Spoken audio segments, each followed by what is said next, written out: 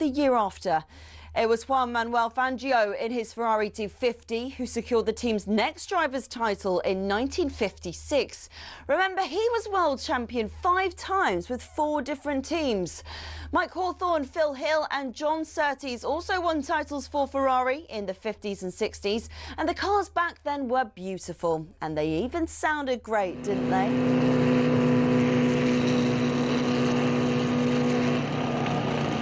Anyway, Ferrari went 11 years without winning a title until Niki Lauda won in 1975 in the iconic 312T. Throughout much of the 80s and 90s, though, Ferrari looked like they'd never go all the way again. Le Professeur Alain Prost came pretty close in 1990, but lost out to his bitter rival and former teammate at McLaren, Ayrton Senna.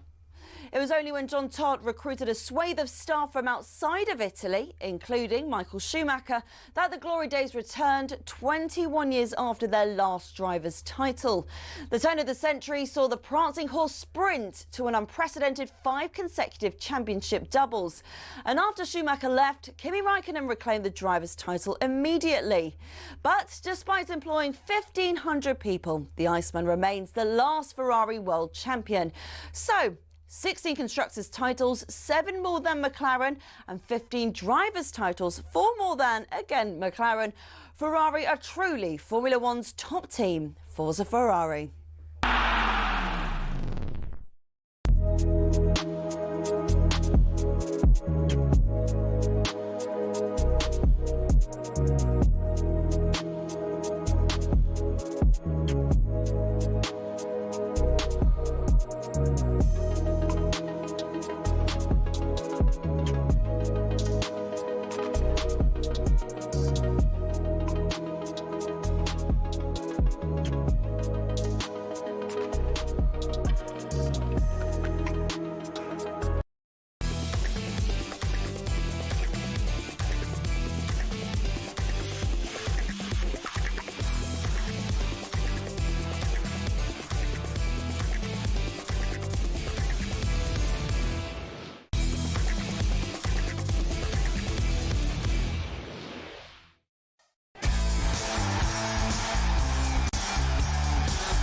Good morning, you're listening to the Weekend Sports Breakfast here on talkSPORT. It's Shebahn Aherne alongside the legend, former Chelsea and Republic of Ireland striker Tony Cascarino. Good morning, everybody. Very good morning to you. Coming up for you today here on talkSPORT, Spurs host Manchester United at lunchtime. The last time these two teams met, a trophy was up for grabs. It's glory, glory, Tottenham Hotspur. They have won their first major trophy for 17 years. The Europa League is theirs. How did it end? I can't quite remember. Somebody jog my memory. Spurs looking to make it 5 wins in a row against Manchester United. Also, Chelsea host Wolves at 8 o'clock here on talkSPORT. Enzo Maresca has hit back at criticism from Manchester United legend Wayne Rooney after he believes that senior players should question his squad rotation. Since I joined the club, it's also my view to rotate players. But again, I understand that when you don't win game, the problem is the rotation. We'll discuss that, and also at tea time, it's unbeaten at home Sunderland versus table toppers Arsenal. The Gunners will be looking to go 8 points clear ahead of the rest of tomorrow's matches, and Mikel Arteta says his side will be in for a tough afternoon. I'm not surprised because they fully deserve the position that they have at the moment. So we know the type of game that we expect to play tomorrow, and where the opportunities are and the things that we have to do very well to beat them. And that's what we're going to try to do. That one gets underway at 5:30 this evening. We'll have all of the updates for you on Game Day live here on talkSPORT. You're in for an absolute cracker. We'll discuss all of the Premier League action. We'll get stuck into the EFL 2 and the WSL. Some clubs in the Championship looking for a manager, while others want to keep hold of the one they've got. It's going to be a great day. You're listening to the Weekend Sports Breakfast here on talkSPORT. Morning.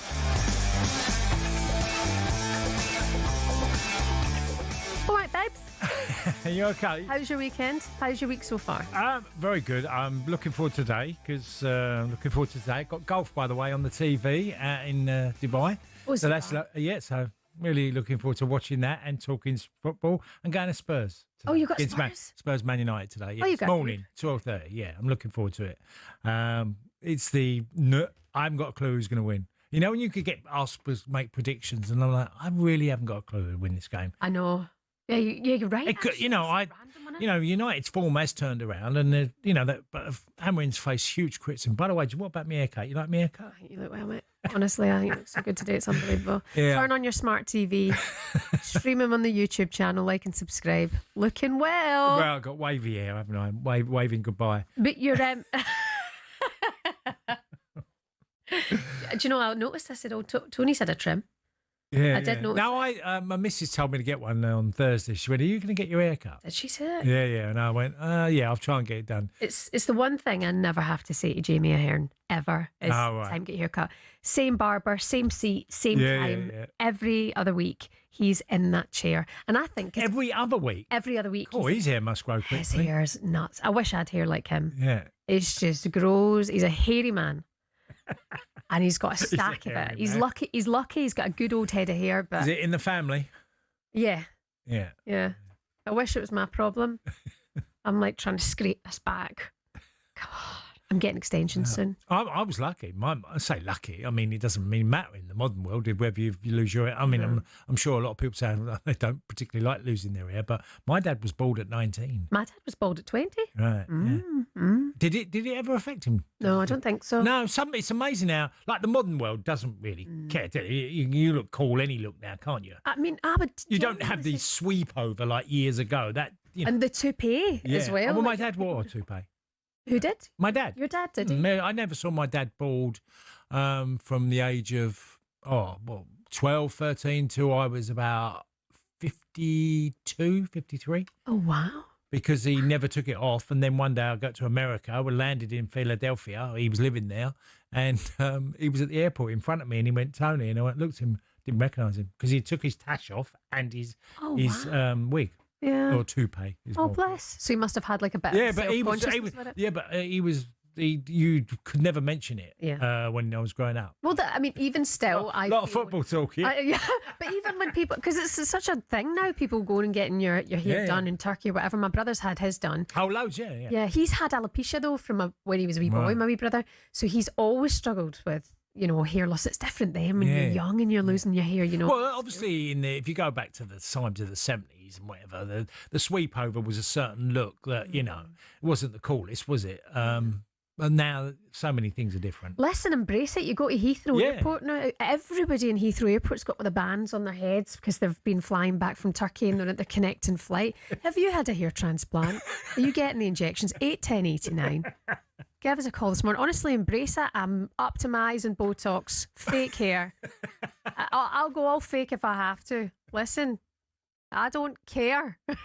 If it makes you feel good, do what you've got to do. Yeah. Good morning. Anyway, Spurs, Man United. Yeah, let's focus on the football, shall we? I do like our little impromptu chats, though. Yeah. 12:30 this afternoon, live for you here on talkSPORT. Spurs take on Man United.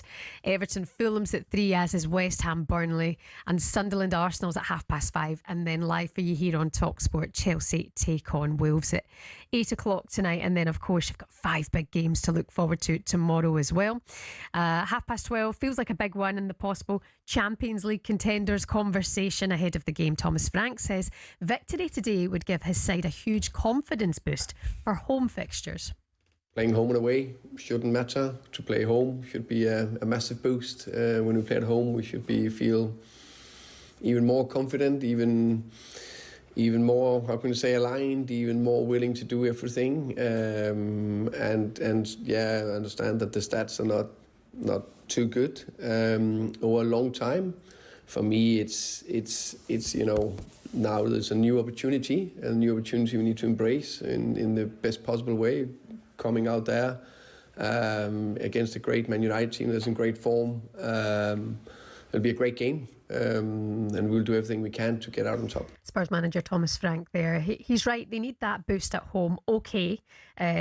Midweek in the Champions League was a very positive win for them. But when it comes to the league campaign, they want to be winning at home. Yeah, the Chelsea one hurt. And it hurt the fans. The performance didn't play well, Spurs. And Thomas took a lot of criticism after that game. And it's a, I said to you last week, Shebahn, the North London derby, Spurs and Arsenal, of course it's a really big one and it matters a lot. But don't underestimate the Chelsea-Tottenham game. It has always been. It's been feisty. There's been great games between these two clubs and it wasn't last weekend. It really wasn't, especially at the Tottenham Stadium. You're expecting Tottenham to take it to them. They didn't create anything. Chelsea were pretty comfortable, could have lost by more. And Thomas has suffered this week because there was like always, there's a reaction to performance. And but they've got a chance of going second if they win this morning. If they win like 12:30, okay, there will be other teams. But Liverpool do play Manchester United. Yeah. Manchester City at the Etihad. So both teams might drop points, and certainly one of them could. So it's an opportunity for Spurs to get a result. And Manchester United crept up the table. But both these clubs, let's remember, last season, these two clubs were awful. Awful. Manchester United fans and Tottenham Hotspur fans faced unbelievable reaction. Every week they were mocked for their performances. Yeah. But so they've actually done, both of them have done really well to sort of come out of that malaise that they were in last season. Yeah, you're right. And it feels like there's far more of a focus and positivity for both of these clubs as well. Let's talk about Manchester United and the positivity for Ruben Amorim, Manager of the Month. Yeah. Good morning, Ruben. Well done, you. I mean, it's little and Brian things like that. Player of the month for Brian. Does that mean much? It will do, because there's not been many positive shoots, and you have to say, and we referenced it last week, and lots of people have said it, that the Sunderland performance at Old Trafford felt slightly different. It felt more aggressive. It felt more Manchester United.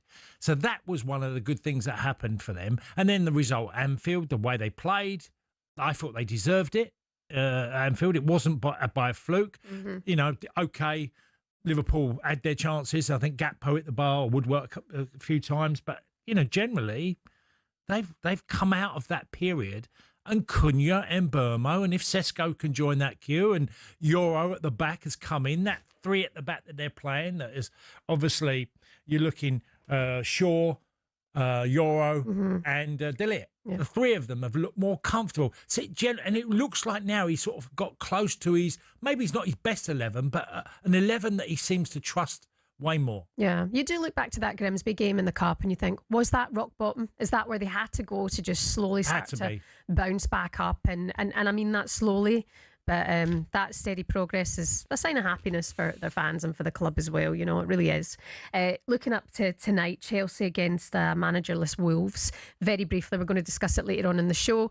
Their main target is Rob Edwards, of course, who's doing great at Middlesbrough. Yeah. Would he be mad not to take this, or do you stick where you are and doing well? Well, I never know the answer, because you have to take on board the club you're at. Mm-hmm.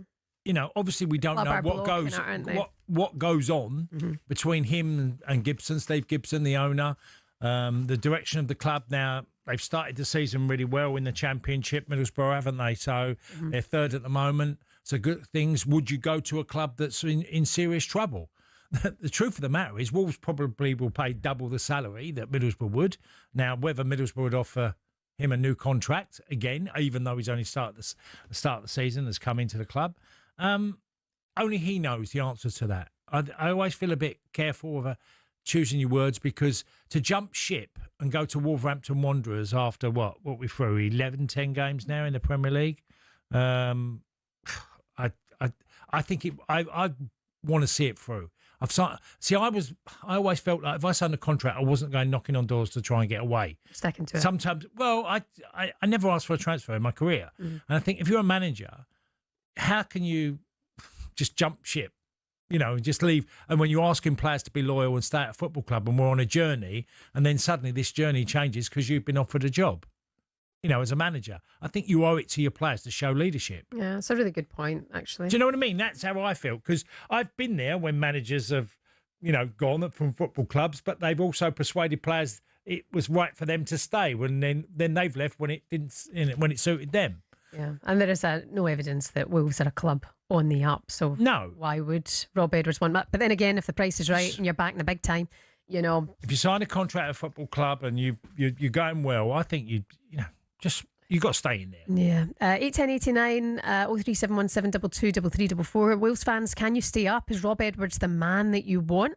And Spurs, are they favourites today against Manchester United? Going for 5 wins in a row against Man United. 81089. Also, if you've had a hair transplant, you can get in touch with us this morning. We're supporting you in your hair journey this morning. Coming up for you next on Weekend Sports Breakfast, we're going to discuss whether British managers are having a resurgence. We'll discuss that with you later on today. It's Weekend Sports Breakfast on talkSPORT. Morning.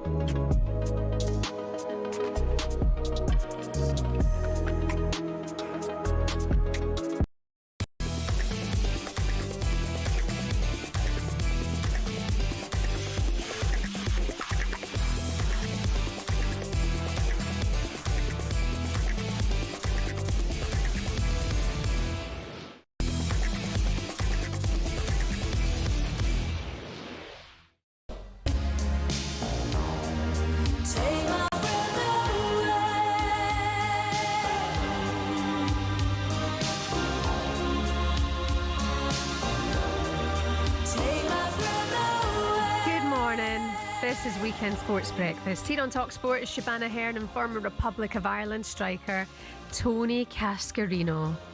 Take My Breath Away. Yeah. Who sings it? I'm never good on songs like this. You surprise me. No, because I tell you why, I don't really go for these type of songs. Is it, Please. give me a clue. Germany. Germany? Is it Berlin? Is Berlin in Germany? Oh, Burnley. Berlin. Berlin. Berlin, yeah. Oh, see, again, no, I wouldn't. I've heard of the name of the band, but I wouldn't. On this day, Yeah, Berlin, with Take My Breath Away, reached number 1 Right. in 1986 from the movie Top Gun. You've seen Top Gun? Yeah, I have, yeah. Have you seen the new one? No, I've heard it's great. Oh, Cass. It is magic. What a great movie. You should say to Jo, let's have a little date night. We'll sit down, watch Tom Cruise. She won't say no. Oh, we had a couple of date nights. It was Liverpool versus. God. Yeah, no, I treat him well. There's some great soundtracks in. Favourite soundtrack then? Favourite soundtrack for movie? The probably Pulp Fiction. You Can Never Tell. You know that one? Never seen Pulp Fiction. You Can Never Can Tell. You know that song? No. Chuck Berry. Chuck Berry, You Can Chuck Never Berry. Tell. You must remember the dance scene in Pulp Fiction. I've never seen Pulp Fiction. Ah, what a film! I know a lot of people. John Travolta. Yeah. I think it's is it Uma Thurman? Uma Thurman. Thurman? Yeah, Thurman. Thurman. That's it. Uma Uma Thurman. Thurman. Sorry, it's Uma. John Travolta.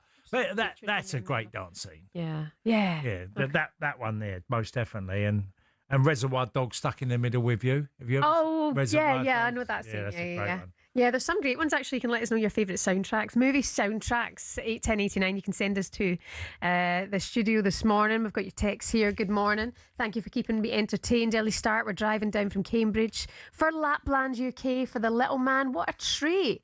That's from Paul from Cambridge this morning. By the way, I tried to join Yeah, it. early, isn't it? Well, yeah, but I mean, Lapland, Liverpool. Did you notice outside? The lights were all up this morning.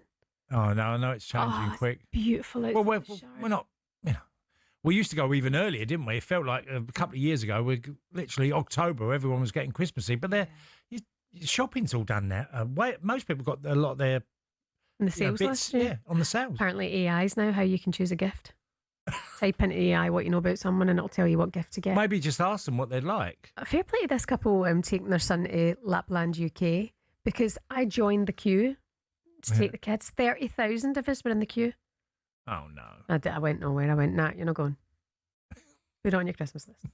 Okay, you can let us know your favourite movie soundtracks. 81089. Cass, we can talk now about the England squad. Despite us banging the drum about wee Danny Welbeck, he didn't get the call up. I was convinced it was going to happen. I thought it's going to be a feel-good football story, and it's not to be. I mean, these two games against Serbia at home and Albania away are effectively for Tuchel to assess places for the World Cup, of course. So realistically, is he not looking at Welbeck for the World Cup? But should he have given him the opportunity based on the form? You never know when a player was 34 years old, who he knows a lot about, obviously, and he probably could call up at the last moment if he needed him.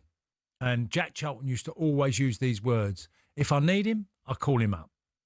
And I think I felt like that about Danny Welbeck for Tuchel. If he thought he needed him, he can always pick up the phone late on, whether it's March, April, if circumstances change, and he's still scoring. Because Danny's done brilliant, all at the start of the season. He's had some great times at Brighton. He's never been as prolific as you'd imagine for an international striker. Obviously, he's played a good number of England games. I think he's over 40, isn't he? 42. Yeah, 40-odd caps. I knew he had a good few caps.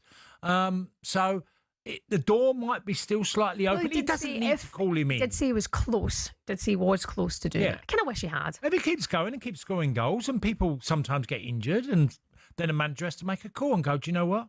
I'm going to take him. He doesn't have to have him. He'll know that he's a decent lad, and the way he acts within squads at Brighton and how he's acted in his career. He'd know all of that. So he doesn't need to go, I'll just bring him and see how he fits in with a group. He knows Danny Welbeck will fit in. There's a real lack of a number 9 for England. Yeah, isn't there? There's just not as much urgency for number 9s. As most countries don't have this huge list of number 9s now. He did mention that Phil Foden could maybe. Yeah, he couldn't do it as well as Danny Welbeck. That's how my answer to it would be. Well, okay, he could do it, but it's like Anthony Gordon could play centre forward like he did for Newcastle at the start of the season. Well, he can do it, but he's not going to do it as well as a traditional or a centre forward that's his main position. And I think if Danny keeps going, I wouldn't be surprised if he goes late on and goes, I'm going to take him. Yeah.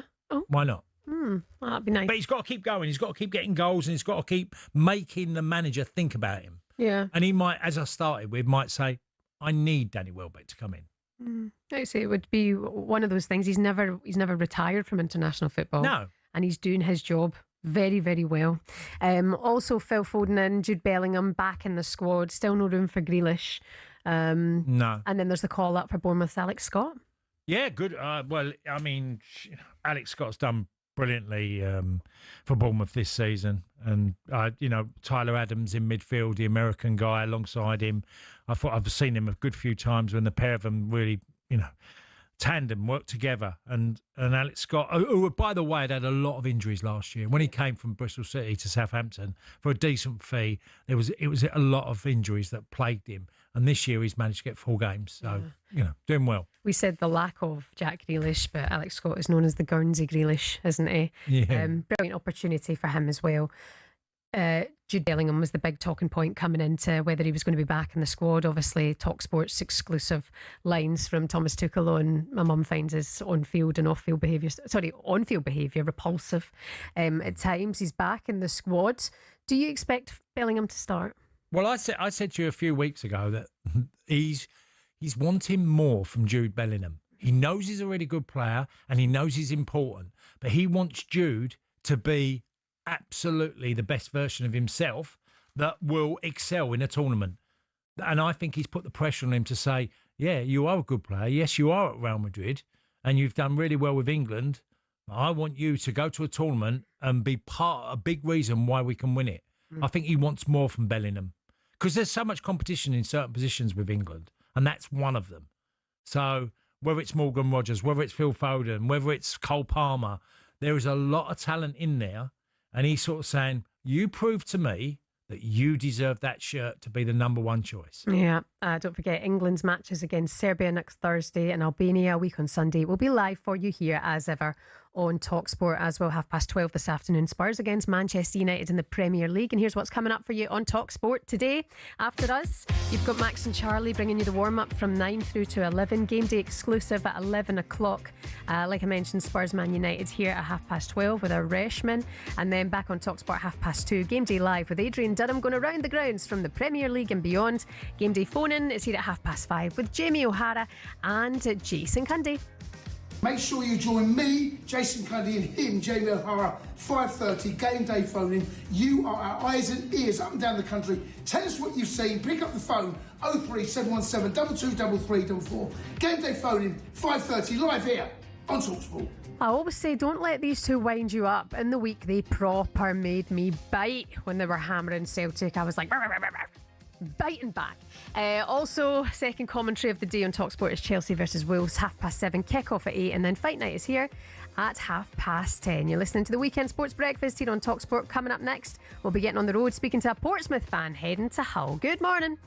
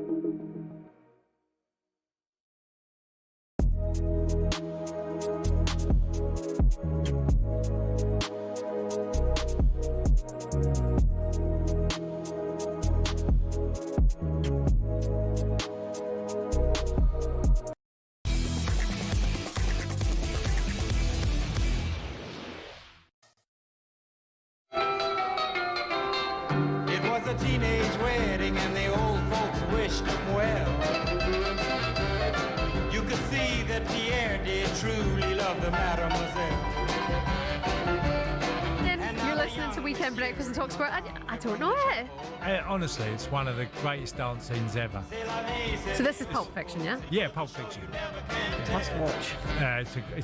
It's a really good film. I think it's one of Travolta's best. Wait a minute, so he dances in Pulp Fiction? Yeah, with Thurman. Uma Thurman. Ah. Or Thurman. Yeah, they dance on just got on the stage. They're basically trying to win an award and she says to him straight away, I want to win something, because he's taking care of her and her husband, but he's just looking after her. He's been asked to look after her. So, and they go to this bar and end up, there's this dance competition. And she said, I want to enter the competition. Let's go and dance. I want to do it now. Dance. So they literally go up and dance. It's brilliant. We should do Brilliant it. scene. Let's recreate the scene. I'm not John Travolta, that's for sure. And I'm not Uma Thurman. Breaking news. Yeah, you're letting us know your favourite soundtracks to movies this morning. Some lovely ones coming in. Morning to Steve, the Arsenal fan on the M25. He says Lock, Stock, 100% the greatest soundtrack. Some of these I've just never seen. It's terrible. American Graffiti. Yeah. From Alan in Arbroath, he gets a mention this morning. Best movie soundtrack ever has to be The Lord of the Rings. No, I've not seen From it. Jamie in Glasgow. It's my dad's favourite, actually. He loves Lord of the Rings. The film best soundtrack is from Natural Born Killers. That's from Ian and Sutton. You aware of it? No. Oh, there's loads of these coming in. Mission Import, Limp Bizkit, Take a Look Around, Mark, who apparently used to work with your nephew. Oh, my nephew, Daniel. Yeah, apparently. Used to Yeah. work with your nephew. Yeah. Good morning to all of you on the text this morning. You can keep these coming in. Some of your other headlines, by the way, from the Prem and beyond this weekend. Let's start with the F1. Lando Norris secures pole position for the Sao Paulo Grand Prix sprint race with McLaren teammate and title rival Oscar Piastri in third. Last night in the championship, it finished Watford 1, Bristol City 1. The draw moves Watford up a place to 11th in the table, while Bristol City stay 7th outside the playoff positions on goal difference. And the top two meet in the championship today, by the way. This is going to be live on talkSPORT 2. Stoke City host Coventry at the Bet365, and we'll have you covered as ever. This is Dave Rowe heading to the Bet365 in the Championships game of the season so far. The top two go head-to-head as leaders Coventry, who are the top scorers by a mile, take on a Stoke side who have the best defence. And, of course, it sees Mark Robins go up against his old club. It'll be live on talkSPORT 2 with updates to come here. A cracker in prospect between Stoke and Coventry. This is good. It's a year ago now that Mark Robins was... Yeah, I mean, look, two of the managers done brilliantly well, haven't they? Yeah. I always said, I couldn't believe Mark Robins didn't get a really great job, offered a really big opportunity. And he lost his job at Coventry. Frank Lampard's come in, done brilliantly well. And also Stoke, he's transformed that football club.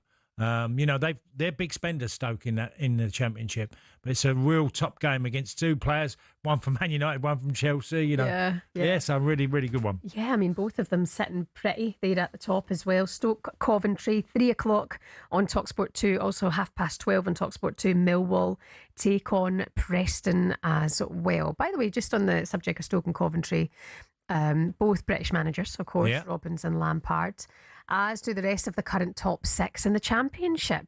Rob Edwards at Middlesbrough, Heckingbottom at Preston, Alex Neil at Millwall, and Nathan Jones at Charlton. Are we reading too much into it, or is the British manager back? Well, I mean, it's nice to see a lot of managers, from obviously a background of being in the British game and having opportunities. I mean, I would just think it's a bit of a coincidence, but there are managers getting that chance to prove themselves. We can't always go foreign. There are some excellent foreign managers, as we know, but you've got to bring in a manager that suits what your demands are at a football club. And fair play to them. They've all, and if you look at that list, a lot of them have had failure. Yeah. I say failure because it's unfair. Failure it's impossible in football at times. But, look at Mark Robins, who we just talked about, Rob Edwards, what he achieved at Luton and then loses his job, goes to Borough. So all of these, Alex Neil, he's done brilliantly at Preston. Done really, really well. Yeah. And now he's done great at Millwall. And it's a challenge. And he's had a couple of heavy defeats this season as well. But Millwall have bounced back after them heavy defeats. So, considering the champ is so difficult, obviously, it is. Premier League is where you aspire to be as a manager, but the Championship is just a nightmare. It's even at the bottom end. You look and you just think how challenging it is. You've got a lot of games to play in one season, and there's clubs with big gulfs in their budgets. I know people say, well, that's happening in the Premier League. But the Premier League club, everyone's getting lots of money. It's just some of them are getting ridiculous amounts of money, like 600, 700 million revenue. But you look at the Championship, it's so lopsided with parachute payments to clubs who, when they come down, have more to spend, the budgets that they can put together. It's a challenge in the Championship. Do you ever think we'll find ourselves in a situation where, the Premier League has multiple British managers? I think it's very unlikely, just more unlikely, because the Premier League can go and get the best in the world, can't they? Like they did. They've got Pep Guardiola, got Jurgen Klopp. They've been managed to do that sort of thing. So they have the muscle to go and take, Antonio Conte's managed in England. So is Jose Mourinho. So is Arsene Wenger. It's telling you that the Premier League can go and get, if not Ancelotti, they've managed in the Premier League. Yeah. They can use their muscle with finance. Okay. Don't forget, EFL games for you this weekend here on talkSPORT 2. Just download the talkSPORT app. You can swipe across to talkSPORT 2. 5th place Millwall take on 4th place Preston, 12:30. And then the top two, Stoke versus Coventry. That's at 3 o'clock. Download the talkSPORT app to keep across absolutely everything. And it's time now for this.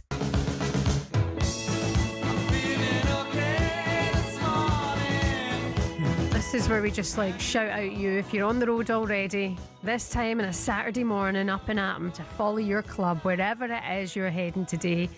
The miles that you put in, you're on the road to the football game. To nowhere. Yeah, hopefully you get there, that's for sure. We're going to hear from a Hull fan now? No, a Portsmouth fan, sorry. Portsmouth fan, how dare I. They're heading north to Hull today in a bit of a trek. Portsmouth sit 20th in the Championship with just 3 wins so far, and they make the 544-mile round trip to 8th place Hull for a 12:30 at kick-off. They've been on the road very, very early. The Wi-Fi's dodgy when you're on the road, we know that, so we can hear now from a Portsmouth fan heading to the game. Here's Jake, who got up nice and early. It is 4:30 in the morning, and thanks to a early kick-off, we are on our way to the MKM Stadium to watch Hull City versus Portsmouth. Very much looking forward to the game, albeit the Blues going into this one off the back of a bit of a poor run of form. 1 win in the last 10 matches, the lowest scorers in the division as well, and off the back of a goalless draw with Wrexham at home in midweek. Going into the international break, we really could do with a victory. Gruelling trip up to Humberside today. But fingers crossed John Bassino can mastermind a bit of a comeback in the Championship. It is an early start, but I guess at least we'll be home for dinner.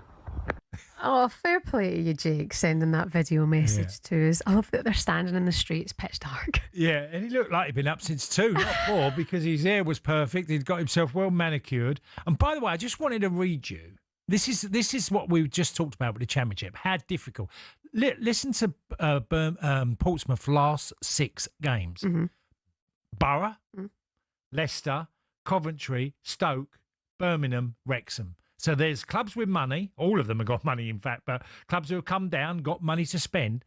And also they've played the teams at the top. They've played Borough, who are in the top 3. You've got Coventry, Stoke.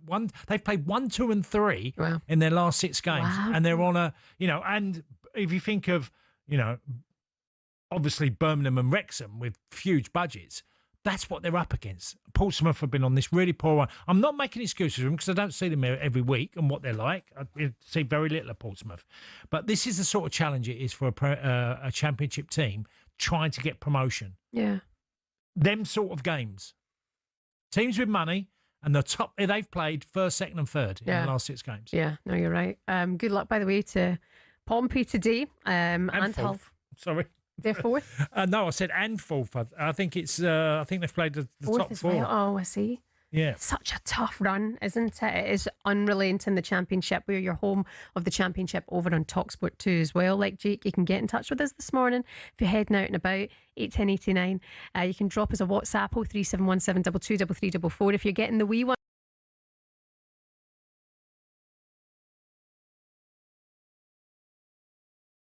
Voice message instead. And by the way, tonight, Cass, the WBC interim £154 title is on the line in Texas. Is undefeated knockout machine Virgil Ortiz takes on technician Ericsson Lubin, the counterpunching technician Ericsson Lubin tonight. You can watch that with our friends, by the way, on DAZN.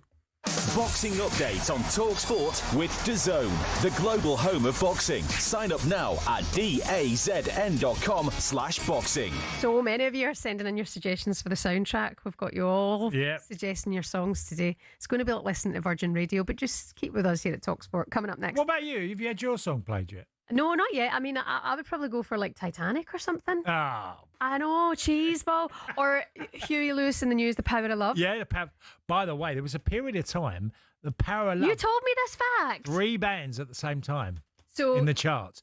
Well, Jennifer Rush. Yeah, Power of Love. Huey Lewis in the News. And Frankie Goes to Hollywood. All called The Power of Love at the same time in the charts. I think it's the same year, but I think it was over a short period of time, all 3 of them in the charts together. Yeah. Power of Love. Can I make a request, DJ? Yeah. Power of Love, Huey Lewis in the News. Oh, you want that one? And what was the movie again? Oh, yeah. Back to the Future. Back to the Future, that was it. Yeah, you keep these soundtracks coming in. Just play tunes for the day and then maybe talk about football. Coming up next, we will get into this morning's back pages.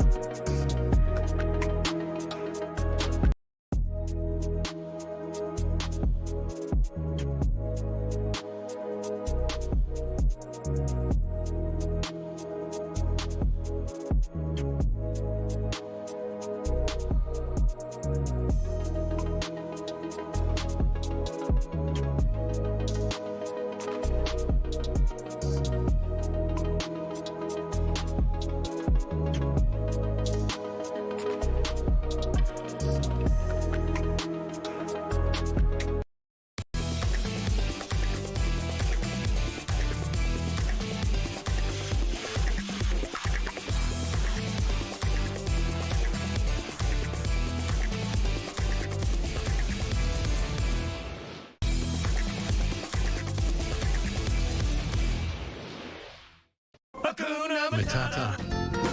What a wonderful phrase. Hakuna Matata. Ain't no passing craze. It means no worries for the rest of your day. A very good morning. Welcome to Weekend Breakfast on talkSPORT. Shebahn Aherne and Bromley's finest, former Celtic striker Tony Cascarino. Yeah, this is a good one. The Alan Brazil version of the Lion King soundtrack. Hakuna Matata. Waiting for him to come back in again. I've probably butchered it now. Yeah. You're letting us know your soundtracks. We've heard from Ali McCoy. He's sending in his messages this morning. Brazil's best pal. Lots of you sending in these. What? By the way, Cash just lost it with me. That's the first time he's lost it with me.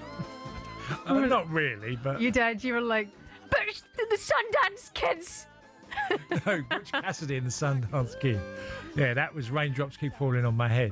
That was a great classic. I'm trying to remember the actress who was on the bike I was with trying to him. Google it. Dark hair, long dark hair. Oh, I can't remember her name. Cassidy. Anyway. Cass. Sam, do you know it? No, people will be shouting at the radio. Yes, right now, I know. They'll be absolutely. I can't. Catherine Ross? Is that her name? Catherine Ross? No, it doesn't ring a bell. No.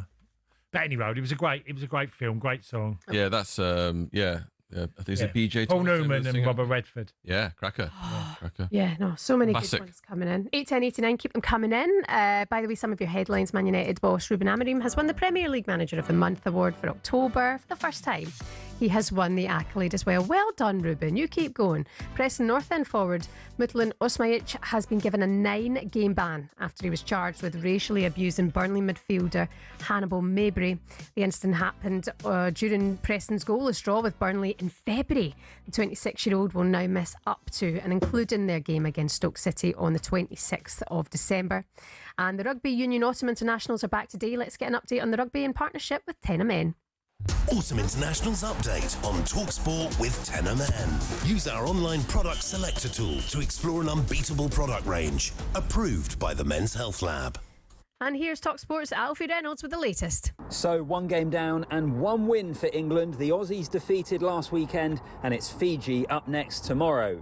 It's another bold squad selection from the England head coach Steve Borthwick. Captain Maro Itoje on the bench. 7 changes from last weekend and Finn Smith selected at fly half. Obviously, as a fly half, you've got loads of responsibilities, and one of that is almost like a sort of second on-field attack coach. So we'll all sit down after training, discuss what we've seen, what we think the team needs to hear, what we could have done better, what we did well, and then sort of as a group of us will reflect and respond to the team and just make sure that the team's going in the right direction. England will be expected to win against the Fijians, although, as Ollie Chesham, the England second row, told talkSPORT this week, it's never an easy game. Yeah, I was there in that World Cup warm-up game where we lost to them at home, and then we faced each other again in the quarter-final. That was the last time I faced Fiji, and there were 2 highly competitive games. We watched some clips back this morning, with I think about 12 minutes to go in that quarter-final. It was 24 apiece, so we know exactly what the challenges they can bring. So it's England against Fiji. We'll have updates on talkSPORT. Elsewhere this weekend, Scotland host New Zealand, looking for their first ever win against the All Blacks. Wales play Argentina, and a huge game in Paris, a World Cup quarter-final from 2023 rematch as France hosts South Africa. talkSPORT's Alfie Reynolds there with all of the latest. We'll keep you posted on the scores as they happen today. That was an update, all thanks to Tenor Men. Autumn Internationals update on talkSPORT with Tenor Men. Use our online product selector tool to explore an unbeatable product range. Approved by the Men's Health Lab. Sam Stevens is here with a look at today's back pages. Yeah, even though it's a bit schmaltzy, I quite like the Ghost soundtrack. What does schmaltzy mean? Schmaltzy, I've seen a bit sort of a bit kind of. He loves a big word. Like sort of romantic and a bit kind of, a bit sort of, I don't know. Is Ghost the one where he's sitting, they're making the clay model? That's it, yeah. We should recreate that, Cass. Our Christmas card. Unchained Melody and all that. That's a bit of a cracker, isn't it? Ghost was memorable. a good movie, wasn't it? There you go, you see. Yeah, it was. It was a good movie, yeah. Good movie back in the day. Now, Cass, I wanted to talk to you about, and Shebahn, I wanted to talk to you about Sandro Tonali. Piece in the paper in the Sun this morning by Gary Stonehouse saying Eddie Howe has no problem with Sandro Tonali admitting he could leave Newcastle.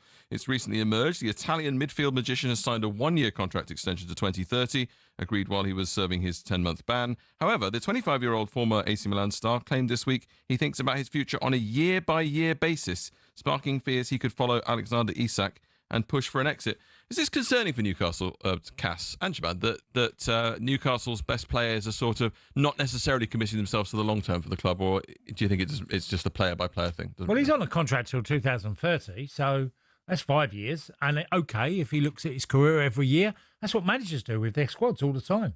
They look year by year where everybody is, look at certain individuals and go, is it time to move them on?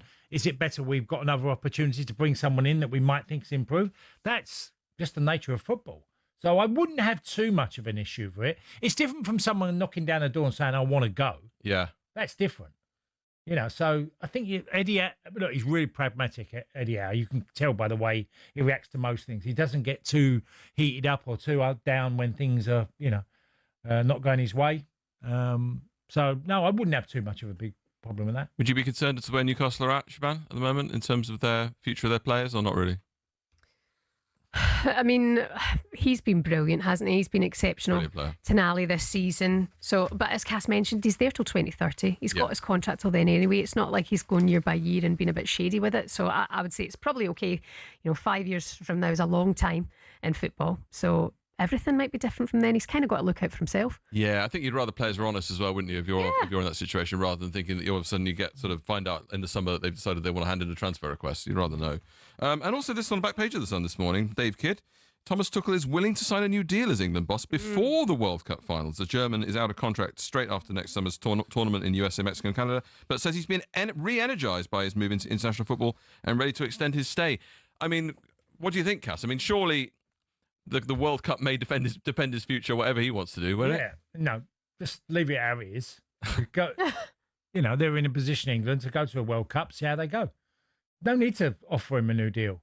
I'm sure they've been really pleased how it's, gradually gathering momentum. The way the England set up is, it looks England have got a really good side and will go to America as not the favourite, but one of the certainly top 5 nations in the world to have a chance of winning it. But you don't need to give him a new contract. If you feel after the tournament, hey, that was great, we want you to do another campaign, offer him one. Completely. If he wants it that badly, he'll be prepared to wait. What was the plan was, the mission was to come in and win the World Cup. That's it. Yeah. So do that and then talk about contract. What's the point in starting all of this now? I think that's paper talk. I mean, I know he's been asked about it yesterday in the press conference, but just let him focus on the task at hand. He's happy where he is. Win a trophy. He's clearly really got he's got a luxury of players that he knows have got to go deep. And I don't think he necessarily has to win it to keep the job. But I think if he comes back and England have played really well, I mean, there's some great teams that haven't won World Cups. I can always reference the 1982 Brazilian team, one of the greatest teams I've ever witnessed. They went out, I think, the quarterfinals of that particular tournament. They were a great side. Yeah, absolutely. I think all managers, international managers, should be on a tournament by tournament basis. Really, do you really need to have a long-term contract if you're an international manager? How do you know how you're going to perform? So I think it's good. Keep them on their toes. The numbers game, Sam, is incredible. The managers that lose their jobs, international managers after tournaments, it's like 70% of them lose their jobs. Well, he's among a number of managers looking to become the first foreign manager to win the World Cup as a manager. That's interesting. It's just around the corner as well. Oh, next summer it's going to be great. You're listening to Weekend Sports Breakfast on talkSPORT. Sam Stevens, thank you very much. More papers for you tomorrow. And coming up next, we're going to build up to the big game this evening. Sunderland taking on Arsenal.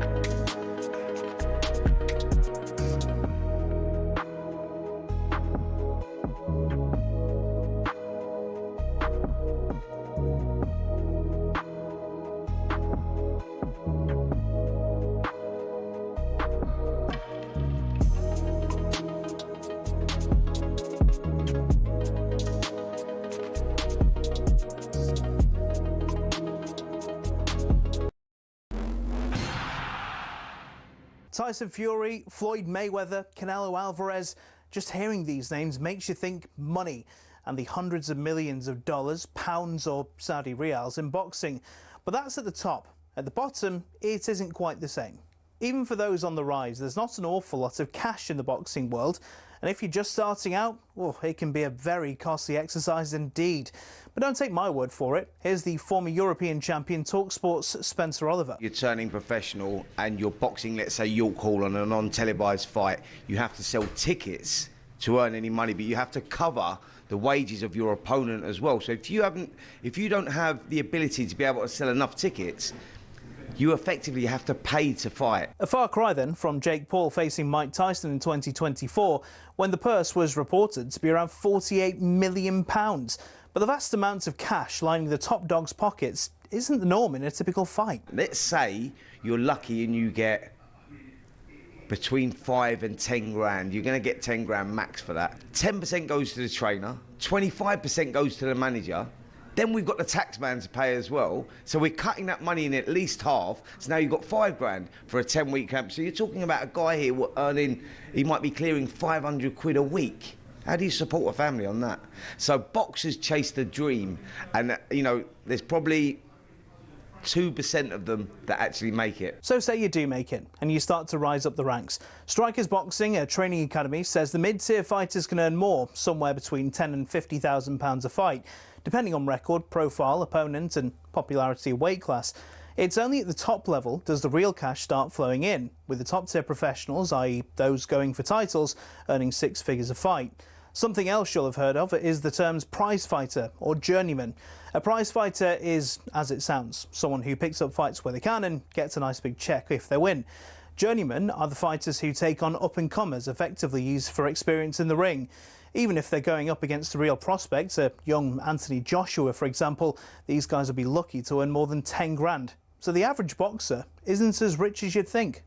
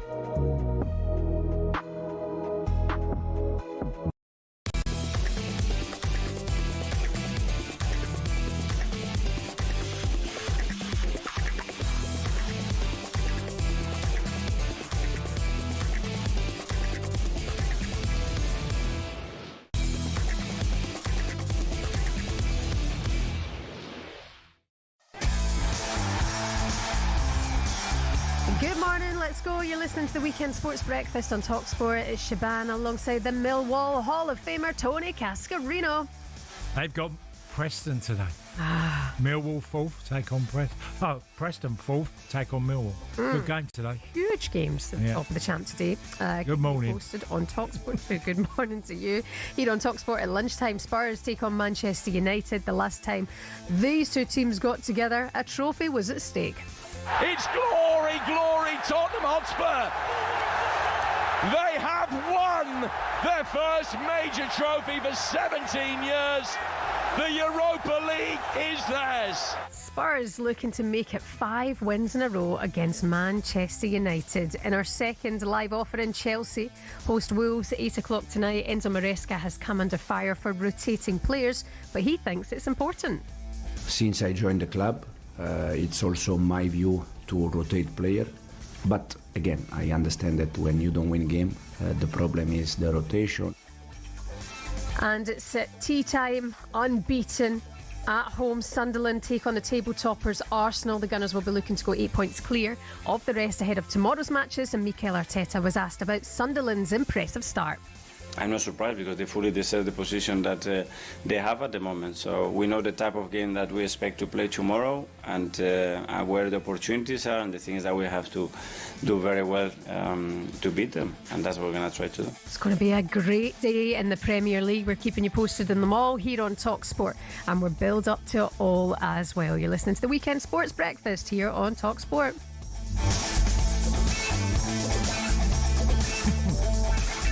I just wanted to mention, because I want to see how this goes today, but Tyrrell Hatton in the Middle East, playing in Dubai, is 6 under through 6 holes. And he's just drove down the the 7th, which is a par 5, straight down the middle. Wow. So he could set a record today. Wow. Because you don't see that very often, Shebahn, in golf. You don't? 6 under through 6. That's amazing. Yeah. What's your best round of golf ever? Oh, I'm nowhere. But what's your best round ever? Because everybody remembers it. I don't remember my score. I don't know my best ever score, but it would be probably around 6, 7 under, about an 80, about 79, 78 maybe. But that's years ago because I'm nowhere near as good as I used to be. I wasn't even that good then, but no, I've never been that good. Yeah, I don't play enough to be that good. I was given some advice the other day from my friend Michael. Just act like you care about his golf. Just act like you care about it's it. So it means a lot, now. apparently. Yeah. I do care. I do, but it's when it's not been a good day and he comes in with his face tripping him. It's an hard game because I tell you why it's so difficult because you have to give it so much time. If Jamie leaves your other half, if he leaves the house, right? What are you going to say if he leaves me? I was like, never. No, he leaves the house. What time when he's playing golf? 6 in the morning. 6 in the morning. What time's he back? Usually about 12:1. 12:1. To lunchtime. So he's committed 7 hours to his golf. Yeah, exactly. Not my problem. That's your problem. It's a lot. You can't do it very often unless you're lucky enough to be, wealthy as you and Jamie are. Aye, right. That's why I'm here at 6 in the morning on a Saturday. He's got the perfect relationship. You go work and he goes and plays golf. I know this. So you have to caddy for him as well. Real talking point as well because now I'm working on the weekends. And if he wants to play his golf, he needs to get his ducks in a row, doesn't he? Yeah. To do it the week. But listen, all he does is play golf. Apparently that's part of the job as well. Got to play golf now like 3 times a week. Got a golf day. I'm like, okay. When the kids were young, here we go off on another mad story, but when the kids were young and he used to leave for golf in the morning, every time the door shut. How's he got away with it? I used to stick the fingers up. When he left the house, I used to just give him the finger. I'd be like, go on, just play your golf. Because I want to be here with the twins. Oh, he's got the dream world. What a dream life he's got. Lucky man. We're going to look ahead to the football today. Don't worry about that. We've been getting your messages in, by the way, 81089 on the greatest movie soundtracks of all time. Good morning to everybody being in touch today. Not one person mentioned The Lion King. Dan, we got to you just earlier. David Hutchinson saying, as far as soundtracks go, it has to be Interstellar. Just anything that involves Hans Zimmer. So dramatic. Yeah, it is. So dramatic. Very, very dramatic. Good morning to Aidan. He said, morning guys, great show. My favourite movie soundtrack is The Commitments. It never ages. Yeah. Fun fact, Stuck in the Middle with You, the song from Reservoir Dogs, which a lot of people... Yeah, it is a great song. I love that song. By Steelers Wheel, whose lead singer was the late, great Jerry Rafferty of Baker Street. Yes, Jerry Rafferty, yeah. Loads of you getting in touch, including our very own Ali McCoist. Did I just hear you call Limp Bizkit's song for Mission Import?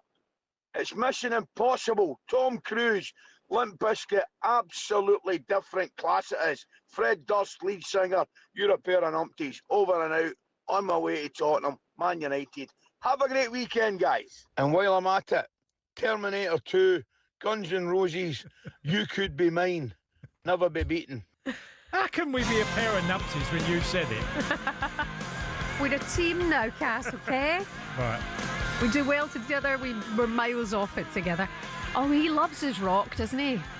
Okay, let's play it for him for 10 seconds. Ali, this is for you.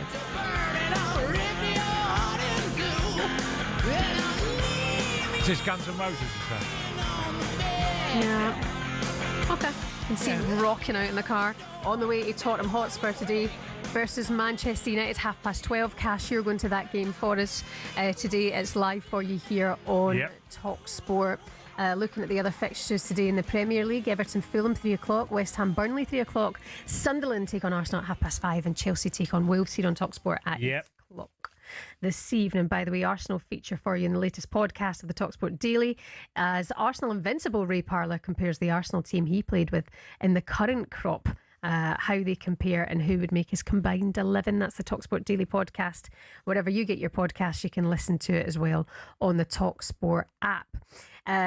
Let's talk about Southampton as well. They're managerless, aren't they? They've got quite. Will still lost his job, yeah. Yeah, promoted, relegated, now floundering 19th in the Championship after a rough start to the season under a manager who was hotly tipped to bring the good times back. Young coach Will Still is now gone, and the Saints are looking for yet another manager. Let's talk about this with Saints podcaster Martin Sanders. Good morning, Martin. How are you? Hi, Martin. Yeah, I'm good. Yeah, great to be on. Good to see you both. Hope you're well. Oh, yeah. I like your setup, Martin. That's nice. If you're watching on the smart TV, you've got a snazzy studio. Thank you. I spent a lot of time in here in the last week, actually. It's been really busy, really busy. It's paid off, hopefully. Yeah. So tell us your feelings, because obviously Will Still came into the football club and tried to play his way. You've had Russell Martin in, obviously, last season as well. And it's not worked out for you. And they're both young managers. So where do you feel you are, and where the club should, what options should they take now? Yeah, Tony makes a good point. I think they do employ young managers, and that's the one thing they need to think about long and hard now moving forward. I really liked Will Still. I thought he was a great guy. He came across well. I thought the lazy football manager thing was always going to be a problem because it followed him no matter where he went. And when he arrived, it was spoken about a lot, and a lot of people belittled him. Sort of like a lot of different influencers in and around the football club. And I always thought he had a bit of an uphill battle, not just because of his age, but the football manager thing that was following him. That he come across as a guy that was quite calm and collective, and a lot of the fans I think they were frustrated with his demeanour at times, that he didn't come across as a massive motivator. I had the privilege of interviewing him, and when I interviewed him, I thought he'd come across really well. He seemed passionate, committed. He had a really good philosophy and what he wanted to do. He spoke to me about the brokenness within the camp and the feeling of trauma around the building, because we were so bad last year. We were terrible. We're one of the worst Premier League sides ever. We're statistically the second worst ever. We were woeful. We were smashed left, right, and centre, and that was down to recruitment because we didn't recruit well enough. We had a really good manager in Russell Martin, in my opinion. I didn't think he was necessarily recruited the best players for the Premier League when he was the manager. So it was an uphill battle for him. They then jumped to Juric, who wanted to play a totally different way of football. He wanted to play on the front foot, just couldn't get a tune out of the players, didn't have the personnel. It's hard to pick it up mid-season. So they decide early they're going to get rid of him. They bring in Johannes Spors, who's the latest sporting director, the latest person to recruit players and managers. So he decides very early that Juric is not for him. They go on the search for the new manager. So they must have been doing their due diligence, looking carefully who they wanted. And they've opted, Tony, for Will Still, who again is a young manager. He never managed in England. And it's a big gamble, isn't it? It's a huge gamble. Yeah. And it's backfired yet again. Yeah, it seems like getting goals was a problem. You had players like Cameron Archer, Adam Armstrong would get goals. He's your top goal scorer, but it's only got 4, so it's not a huge amount. Finn Azaz is, a decent footballer, very good technically. So it's been a problem you getting goals this season. Yeah, I've never seen such an imbalanced Saints side.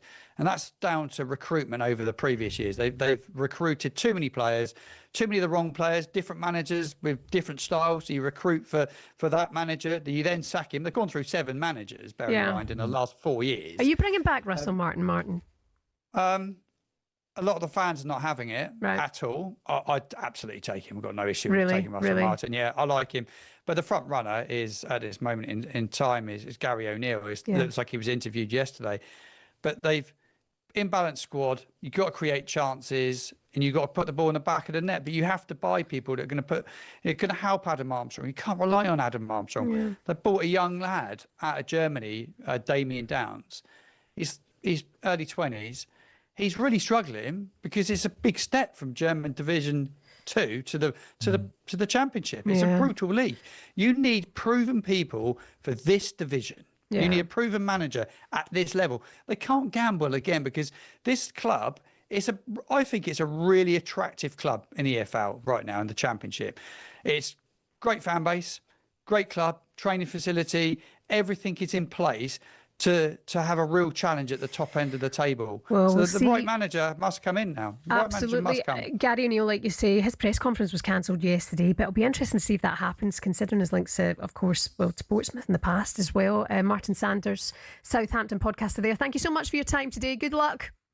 You're welcome. Cheers. Thank you. We'll speak to you again very, very soon. Don't forget all of the action from the EFL today. talkSPORT 2. You've got Millwall Preston 12:30 and then Stoke Coventry at 3 o'clock, and all of the updates coming on Game Day Live with Adrian Durham here on talkSPORT. Coming up next on Weekend Breakfast, get the kettle on. There's a Cappuccino with Cascarino story on the way next.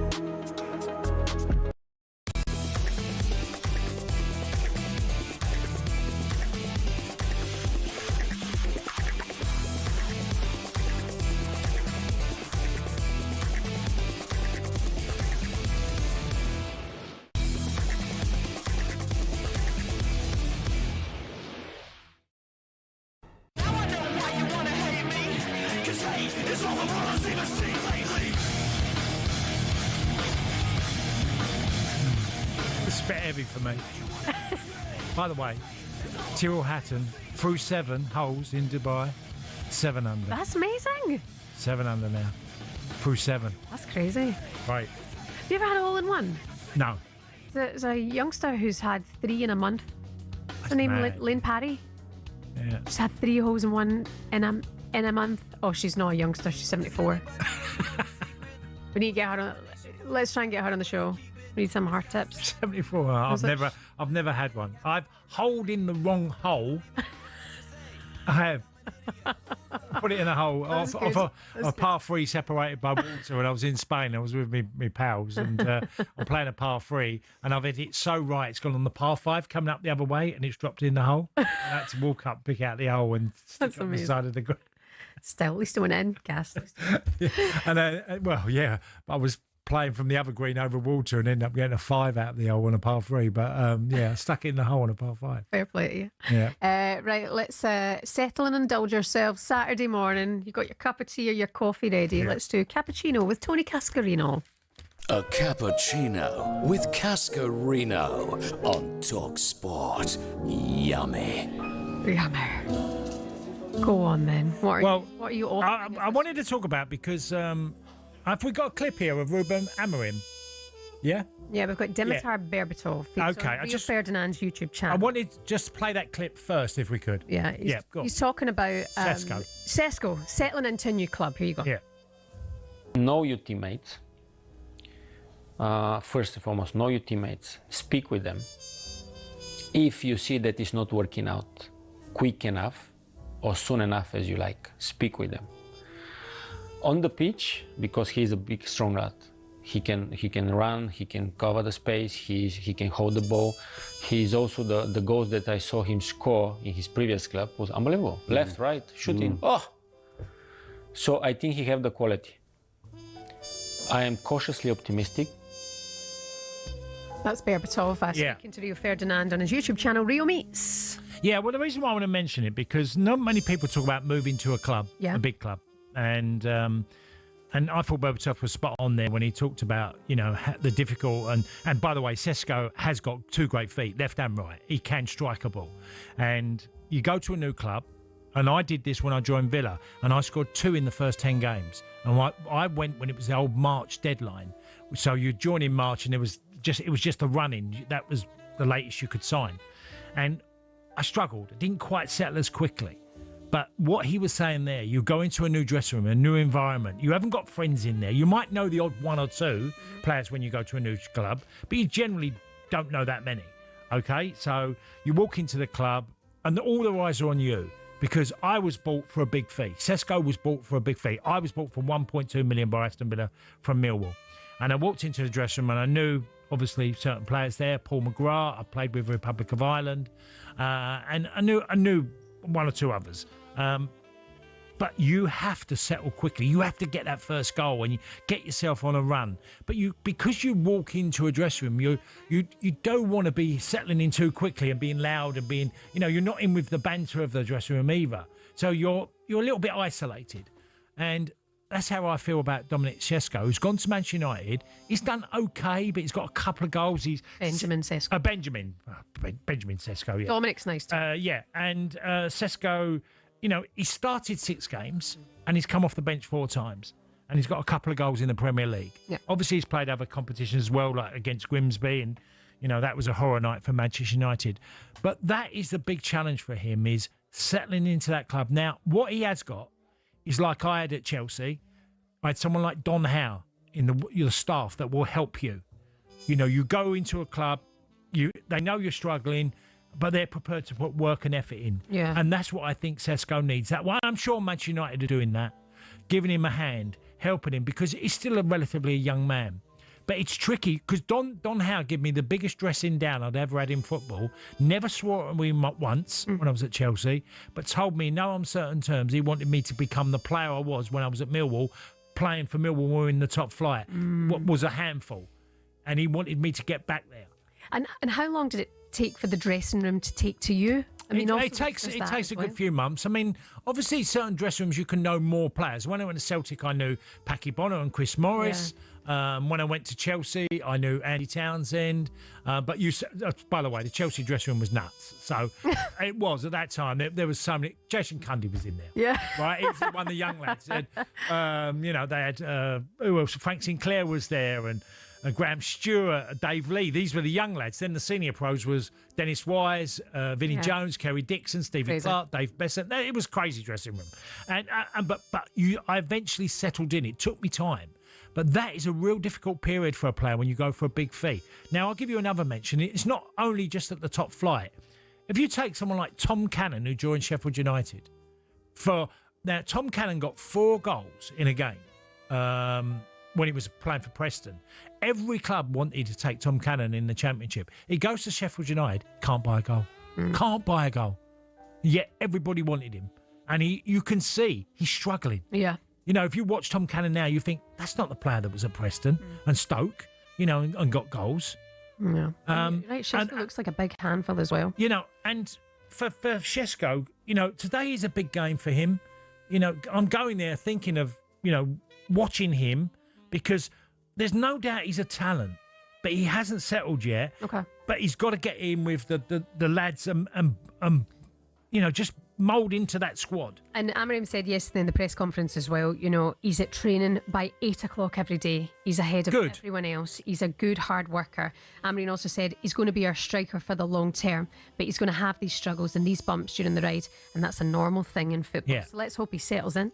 That was Cappuccino. Well, I just wanted to give it, because transfers, a lot of people don't talk about the dynamics of going into a new dressing room, and finding out what it's like, and you feel vulnerable there because you don't know. You're only human, right? Yeah. So it's much tricky. It's not just you're a good player, you turn up and deliver. Loads of players. Didier Drogba turned up at Chelsea. First year didn't play particularly well, and all forgotten because Didier Drogba was an absolute legend by the end of it.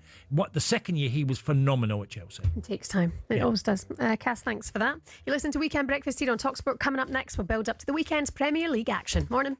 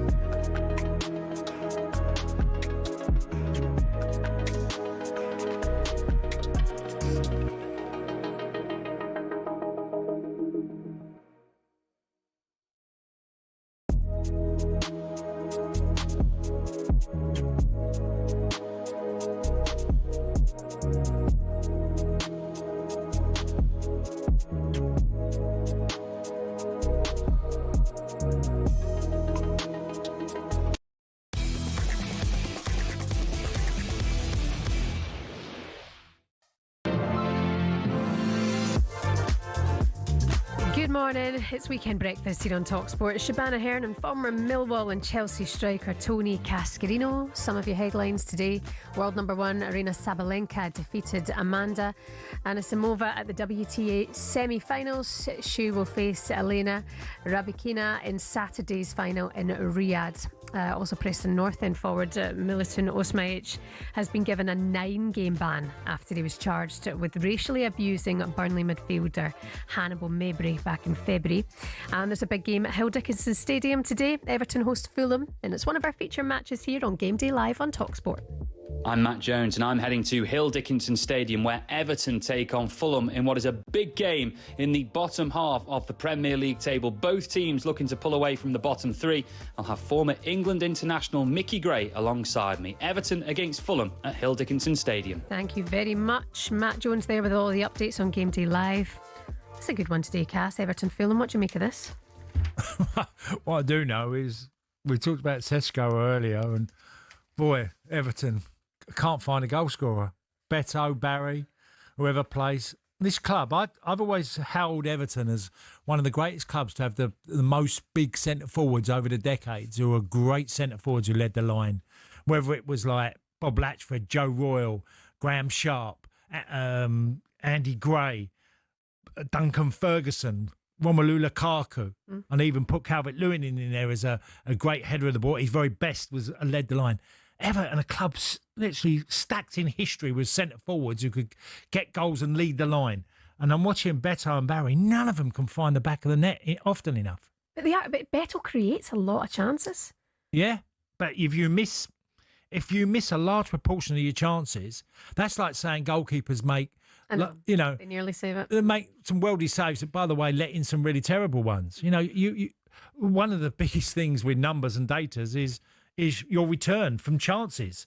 And I knew that because I got criticised for it. So I knew I had to up my numbers. And I'm looking at, Beto for Everton or whether it's better. I honestly thinking David Moyes is pulling his hair out, knowing not either of them can finish off great opportunities. It's 14th against 15th. Two fairly kind of underperforming sides. Do you see anybody come out on top here? Taking 3 points would be a big difference in the table, wouldn't it? Yeah, Everton, Fulham. Yeah, look, I mean, going to a new stadium for Everton is a great thing. I think Marco Silva's got a different issue because it didn't feel like they had the backing, and they've spent a lot of money on Kevin. Has come in again, not a player I don't really feel that's hit the ground running, but they've got the lad King. Josh King, young lad, really energetic.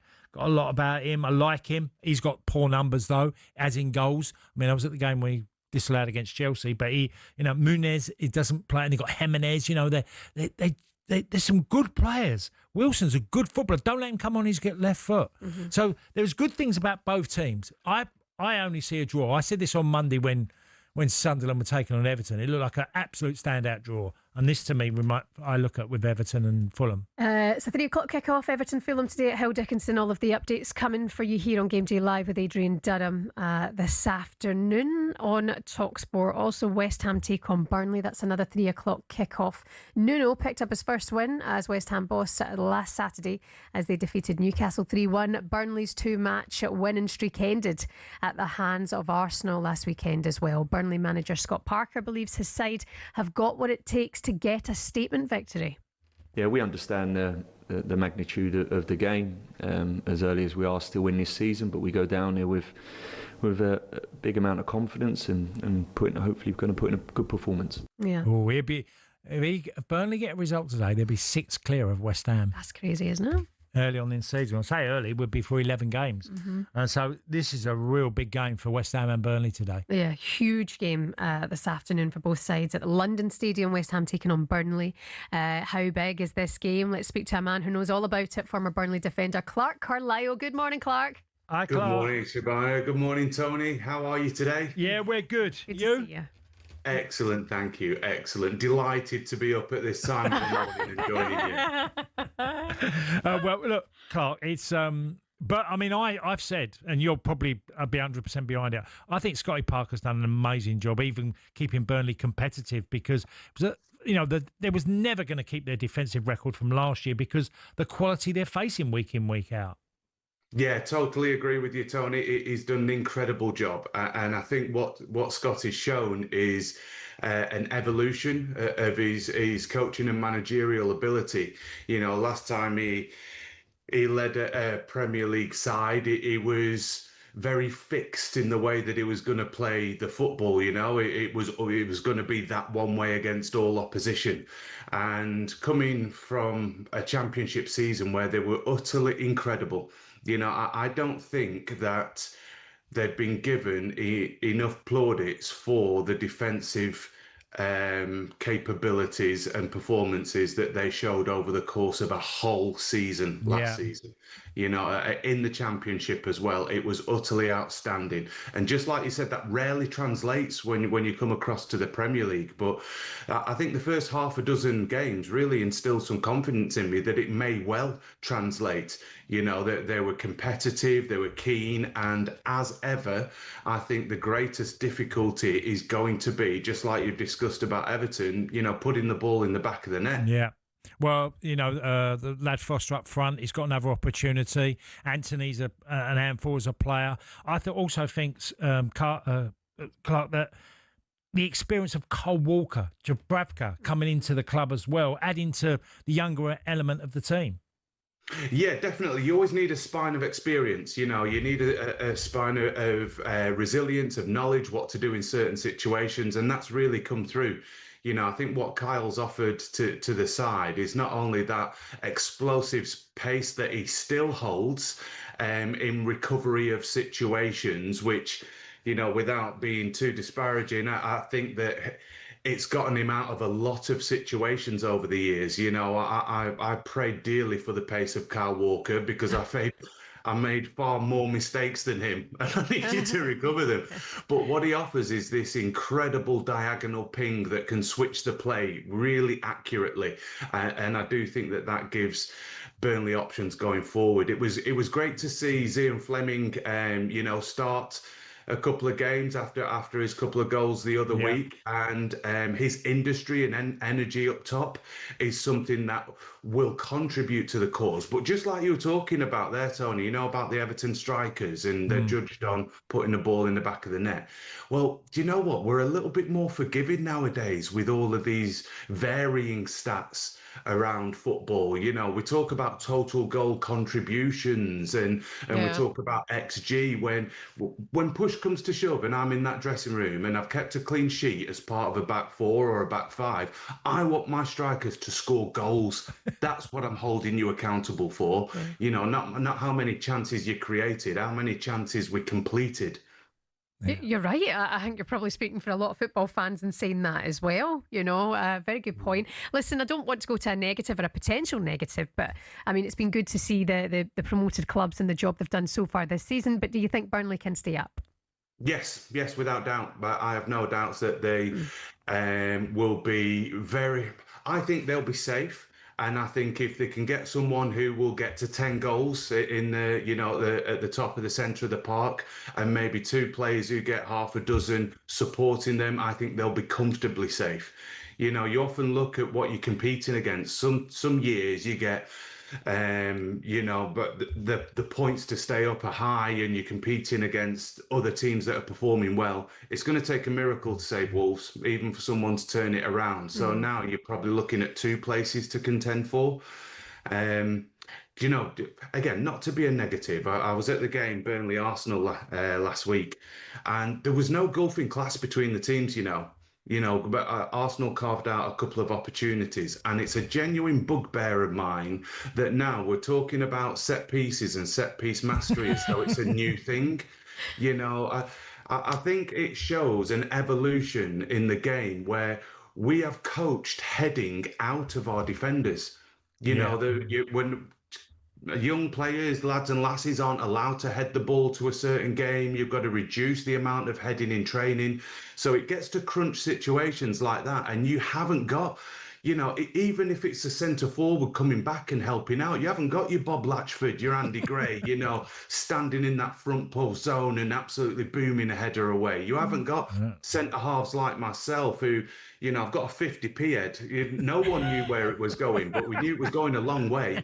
You know, you haven't got people with that appetite to really attack the ball defensively and clear the lines. And that's why now, you know, it's come around as though it's some kind of trending tactical, you know, mastery. Yeah. I've got to mention, because you got a university honour in the summer, didn't you, Clark?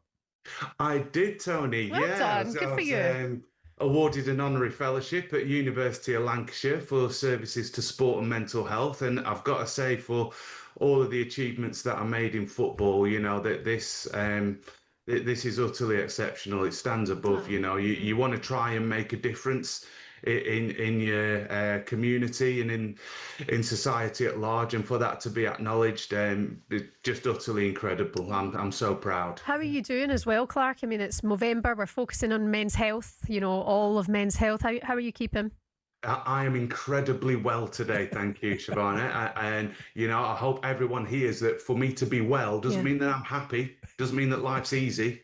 It means that I'm well today. It means that when I'm facing challenges, I share them with the right people at the right time. It means that, you know, when times are tough and you're 10 games without a win at Wolves, you know, I'm not going and drowning my sorrows at the pub or anything like that. I've got these productive and constructive coping strategies to deal with things. So I'm really well today. Good. It doesn't happen by accident, and everyone can experience this. Good for you. And Clark, one final word. You got any more quiz shows? Because you love a quiz, and I know you're Britain's brightest countdown, right? Oh, you know what it is, Tony? Like, you're only ever as good as your next performance, right? You know, so I've won Britain's Brainiest. I've got a countdown teapot. I won the 1% Club. They asked me to go on Celebrity Mastermind. I was like, absolutely no danger. I'm not going to block this record. I'm not doing anything now for the rest of the time. You have to. You can't stop there, Clark. You've got to go and challenge yourself. Get a wee Christmas quiz on the go. Oh, you know, it was fantastic to do the 1% Club and raise money for UNICEF, you know, and came off there contributing to charity is wonderful. And they said, here's £100,000, sign it over to UNICEF and the children of the world. I was like, you know, I've got 5 hungry kids of my own. Oh, bless. By the way, was that Alan Brazil that came second to you, Clark? Was that? It was Alan Brazil on Britain's Brainiest. He knows his stuff out. Yeah, worldly, very worldly, Alan, isn't he? Yeah, and Jim Rodwell was in the final as well, who's now, I think he's chair or chief exec of Charlton. Yeah, my specialist subject was human biology, and Al's was horse racing of the 70s and 80s. Of course it was. Oh, Clark, good to talk to you this morning. Thanks so much. Cheers, Stay well, all right? Cheers, Clark. It's an absolute pleasure. Bless you. Oh, former Burnley there, Clark Carlisle, with us today on Weekend Breakfast. Coming up for you next, we'll look ahead to the 12:30 kick-off. Spurs versus Manchester United. It's live for you here on talkSPORT.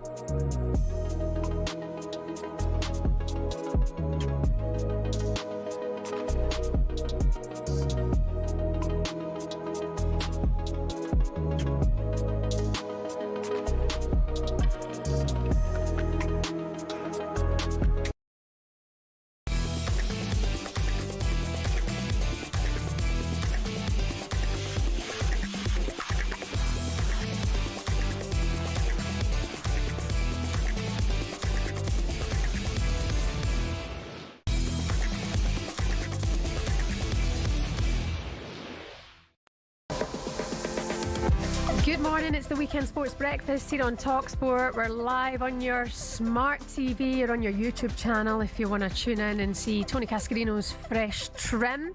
It's Shebahn Aherne with you alongside Cass. By the way, there's a big clash in the WSL today at the Emirates. Arsenal take on champions at Chelsea. Chelsea unbeaten in the WSL, whereas Arsenal find themselves 5th in the table. Kick-off at 12. Updates for you here as ever on talkSPORT, by the way.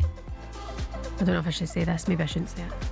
I saw one of the Arsenal girls yesterday in crutches. She's been a massive player for them this season. I probably shouldn't have said that. I won't name her.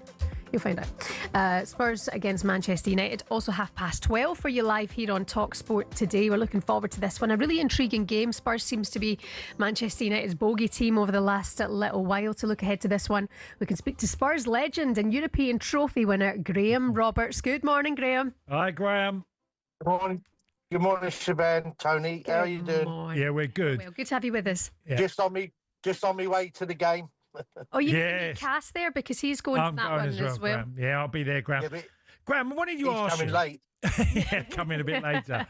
Graham, what did you ask you? Did you think after the Chelsea result there was a bit of an overreaction? Because, okay, Spurs didn't play well, but you know, they can get to second today with a win at home to Manchester United. I thought it was a bit of a massive overreaction. I wanted to get your point of view on it. Well, I think we're going to start playing all our games away, Tony. I think it's a lot easier. No, but the thing about it is, like, yeah, it was we didn't play well. When you don't play well, you don't deserve to win. No. You know, and Chelsea, like Shebahn just said, man, we beat Man United, I think the last, or got points out of them the last 7 games. So that's our, you know, we're their bogey team, and Chelsea are ours. We just, every time we play Chelsea, we get beat and or get a draw, and you know, so yeah, it was a bit, but I think on Tuesday night we played really well. You know, I know Jason Cundy really well, and he came out and said they were a Mickey Mouse team. Yeah.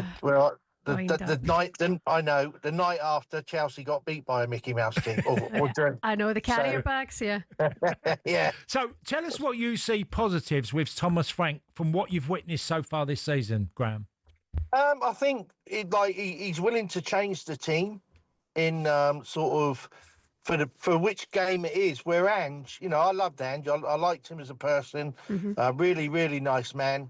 But he had one way of playing, and you just can't do that. So you know what football's about. You have to change. You have to be right for that team on that day. And Thomas, you know, Thomas Frank, he does that. You know, we went to Everton. He played a different way there, and we won 3-0. So yeah, he's got ways of playing in the games. He's not frightened to change it. The only one thing I don't really like is we seem to change 3 or 4 players every game, where if you're going to be successful, look at Arsenal. Arsenal don't change anybody unless it's one of their, you know, the League Cup or the FA Cups. They're changed the teams. But in the league, they play the same team. If somebody gets injured, they bring one player in. And I wish we could do that because it would give us continuity in the team then. Yeah. Mickey van der Ven, you were a centre-half, Graham, alongside Paul Miller. They got Romario, and what have you made of him? I mean, look, that goal was amazing, but hate him as a player, as a centre-half. Unbelievable, mate. He's, I think he copied that from me, Tony. I sort like my pace. You know, no, like ever since he's came to the club, him and Romero have a brilliant understanding together, you know, but we lost Romero for a few games this season after the international break. And but Mickey sort of, you know, he is a superstar, and we have to make sure we keep him, because if you want to progress in the and what they're saying in the new club, that they want to win trophies, then he's got to be a big part of it. Yeah, absolutely that.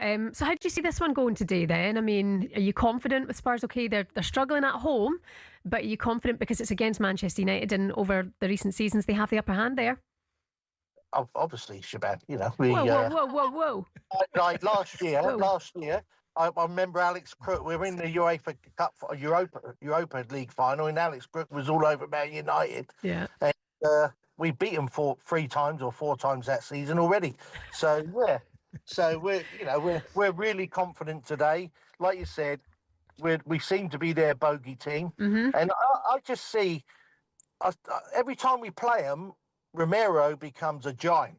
He leads by example, and everybody follows him. And I think it'd be a good game. I remember us being 4-1 up once, and our goalie, done a drag back in the League Cup last year in the 6-yard box, and we ended up winning 4-3.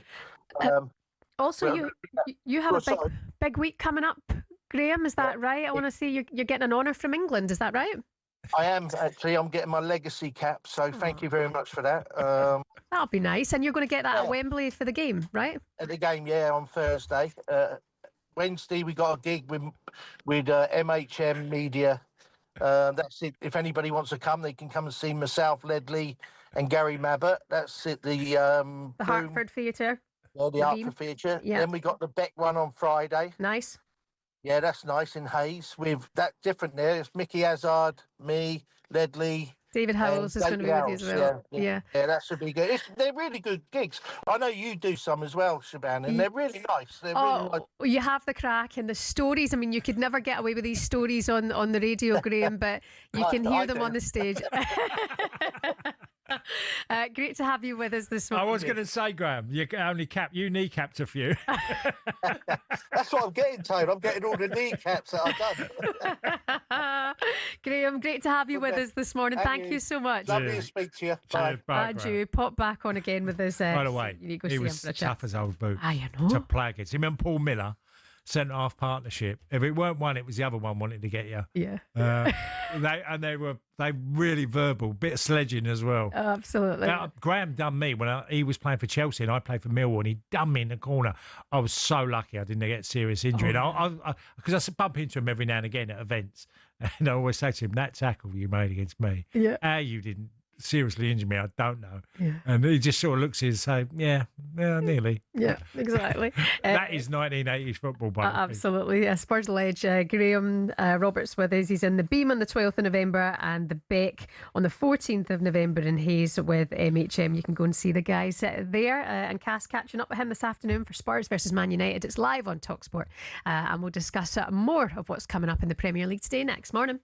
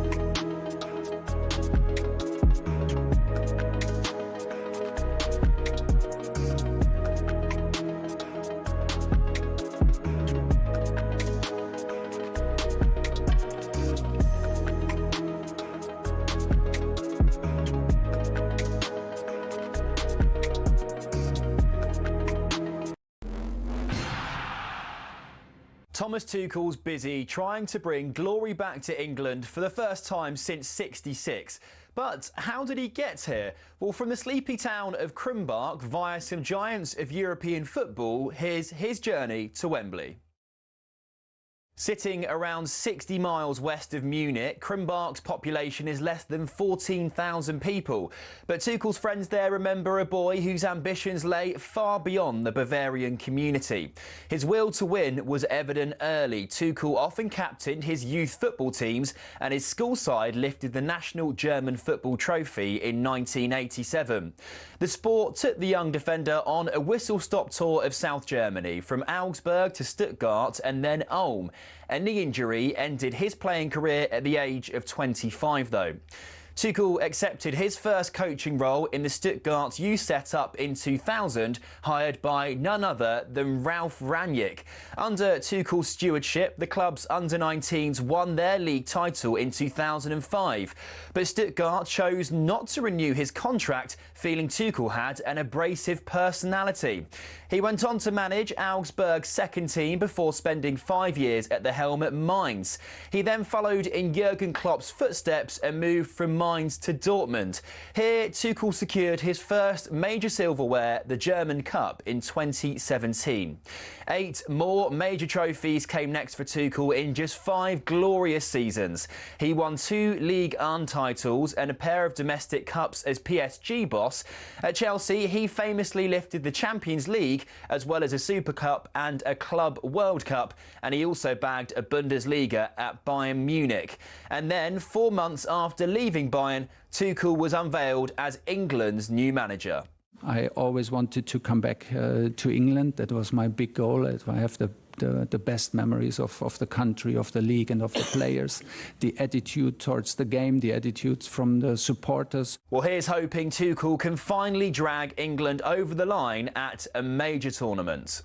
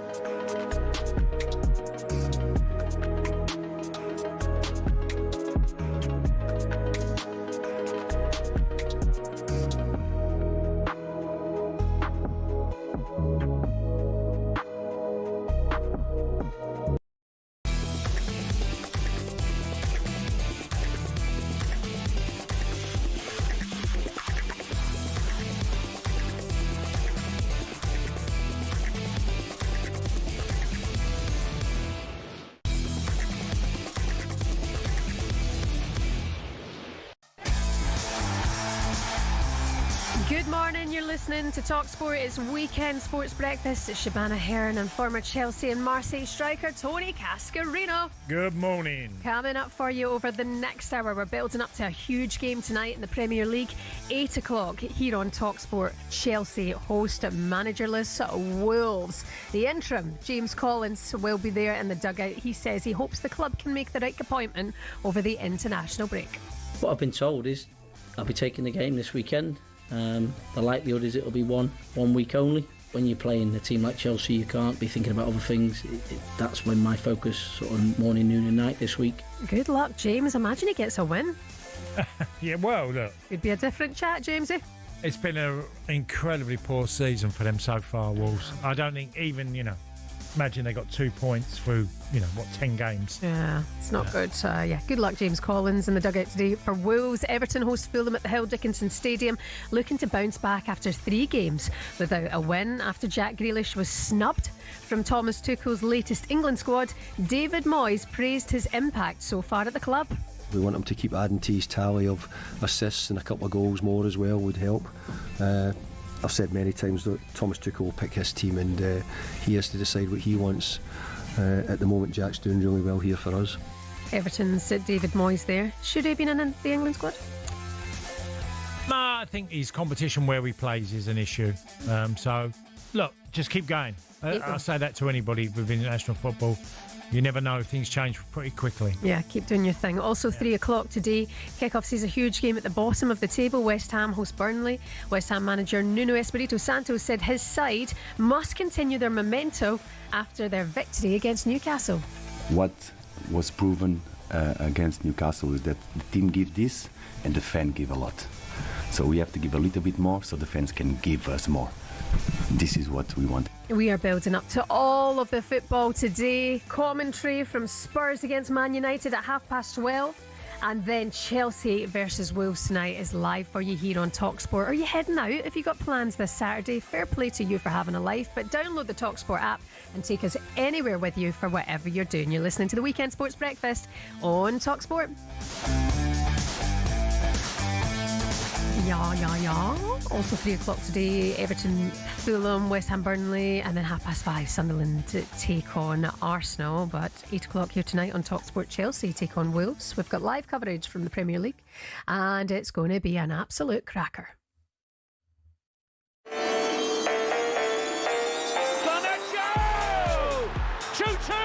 Chelsea only drawing 2-2 away to Karabakh, whose whole squad cost 22 million. Terrible result, and they had to come from behind. Also, I can understand that this season the expectation race around the team. He squares it to Pedro. It's 1-0 to Chelsea. You know, they're having these little blips after great games, and I've been saying, I've been banging the drum. I said that's what you will get with young players. 8 points from safety, as I mentioned. Could it all be over already? Middlesbrough have rejected an official approach from Wolves for their manager, Rob Edwards. I don't think the story ends there. It's now or never to get this right. When you're playing a team like Chelsea, you can't be thinking about other things. That's when my focus, sort of morning, noon and night this week. The rest of it is for other people to sort out. Yeah, it really is an interesting one today. An awful start, of course, at Molineux. No Premier League wins. They're without a manager. Like we said, they've got the interim in, James Collins, today after Vitor left the club.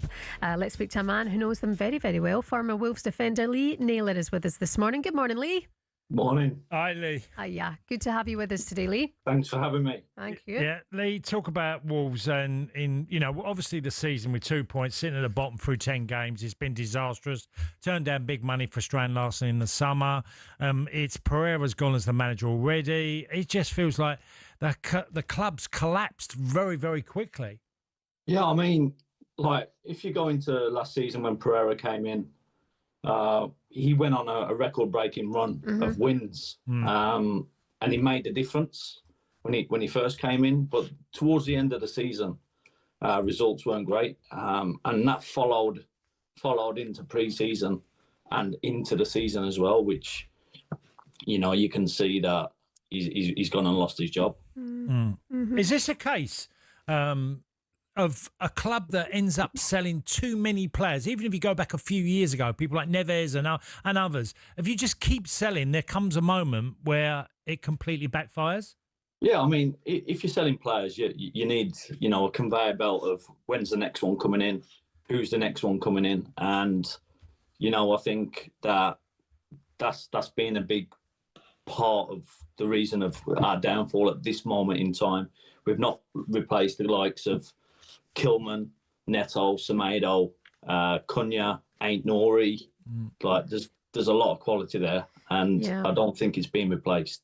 Yeah, no, you're right. It's not. And we knew that. We knew that from the summer. So we knew that Vitor was going to struggle. He'd mentioned injuries a couple of weekends ago in his press conference as well. But who's next for the club? I mean, do you think it's going to be Rob Edwards? Well, yeah. Well, it looks that way. Rob's a good friend of mine. Obviously played with Rob. But yeah, I actually don't know. I don't talk to Robert in these situations. Text him for us. Just see what you think. What you think, mate? What's the plan? He's doing a great job because I'm on the fence here because my missus, her family are all Borough fans. No. You're going to get in serious trouble. I've already had some texts. So yeah, it's one of those where I just think that if it happens, great. Rob's a great manager. I think he'll get the best out what's at Wolves if that ever happens. I don't know. But whoever comes in, they need like instant impact. They need to get the players going. They need to get points on the board, and they need to get the fans on side again. Do you think Rob Edwards could galvanise the side? 100%. Yeah. He's that sort of manager. He's that sort of guy. I think he's a very personal manager in terms of he gets to know the players to get the best out of them on the playing field, and that, in my opinion, would be the best case for this club. Okay. A couple of games ago, you played Chelsea in the League Cup. You lost 4-3. Jose Sarr in goal lost his place because he literally gave 2 goals away to Chelsea, trying to overplay. But you showed a lot that night in the League Cup game. Well, yeah, after the first half, yes. Yeah. After 45 minutes, we were down and out, and everyone thought, everyone was going home. The fans weren't happy. The stadium was emptying, and it was just like we just went after Chelsea, and we just went, forget this, forget the result. Let's just go about our business. Let's close them down. Let's get closer to them. Because the first half we were way off it, and that sort of fearless football led us to get back into the game. But again, the result wasn't there, and you can go all the way through the season so far that even like the Tottenham result, we ended up drawing, which stopped the rot of losses. But even that felt like a loss because we lost it in the last minute of the game. So yeah, it's just the whole feeling around the club's not great at the moment. Yeah. But I do think Chelsea are there to beat. Wolves have quality in their dressing room. And it's just getting the best out of the players. Yeah, I like your positivity on that there. Last time, the last 4 meetings between these two sides, 25 goals have been scored. And you're right, just a couple of weeks ago in the League Cup, Wolves showed such grit in that second half against Chelsea. You can get at them. Just while we've got you as well, Lee, thoughts on Celtic? Where are we at? Yeah, it's again, like there's been a lot of stuff in the media up there, as there always is. Yeah. Results haven't been going great, but we've got Martin in there now and Sean. Looks like they've had a bit of a clear out. So yeah, they're looking to go again. Hopefully they can get back on track. There's a lot of noise from the fans, which is probably disturbing the players in terms of what they're producing on the pitch. Can we win the league, or do you think it's going to be hard? Yeah, I can't see anyone else but Celtic, I'm afraid. I like your style. I've got my Celtic top on, Lee Naylor, thanks so much for your time this morning. Cheers, Thank mate. you very much. You avoided all the problems there. I like your outlook on it, Lee. All the best to you. Let us know what Rob Edwards says about the Wolves jobs, yeah? He's gone. Yeah, he's hung up. It's funny when you have, you get someone on and they're close to the bone in some sense. I know. And you're like, he's like, I'm really good friends with Rob, but I haven't spoken to him in the last week, mind you. No, he's deleted my number. Lee Naylor there with us on Weekend Breakfast. Right, it's time now for this. Get in the ring to win on talkSPORT. Oh, by the way, that's nearly a year since this first fight of Eubank Jr. and Conor Ben.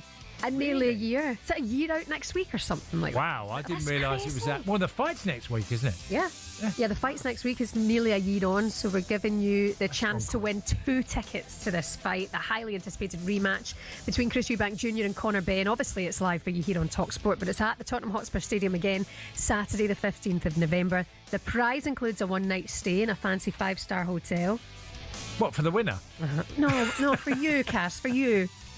Yes, for the winner, plus £5,000 spending money to make it an unforgettable weekend. Sounds nice? Are you up for it? Next Saturday, the 15th of November. Here's how you can get involved. 18 plus, UK excluding Northern Ireland. For a chance to win, text the word BOX to 83338 and you're in the draw. Text costs £2 plus 1 standard network rate message. You must have the bill payer's permission, or you can enter for free by calling 0330 880 33338. All entries must be received by the 13th of November at 1 p.m. and you need to answer our call to win. This is a talkSPORT limited promotion. Full terms and conditions at talksport.com. First fight was in April. I was going to say, it was never a year. It is. Where did the year come from? I don't know. Saturday morning. I'll make some good stuff up. Coming up for you shortly, we're going to speak to former Sunderland and Sheffield Wednesday winger Ross Wallace to look ahead to the 5:30 kick-off between Sunderland and Arsenal. That'll be a good one. You're listening to Weekend Breakfast on talkSPORT.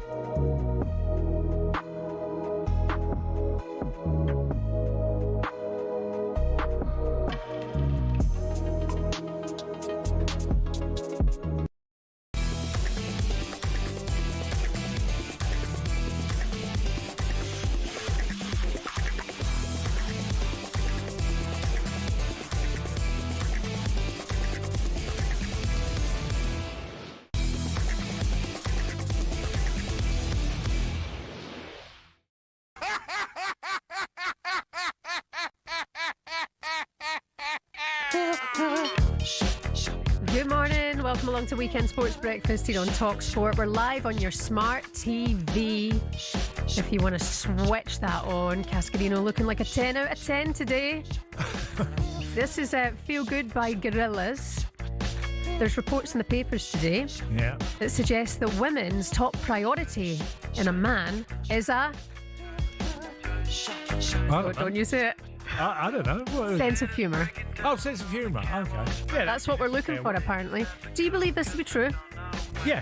I think it's really great to be round. It doesn't have to be your other half partner. It's just people in general, friends. Having a sense of humour will always, makes you feel...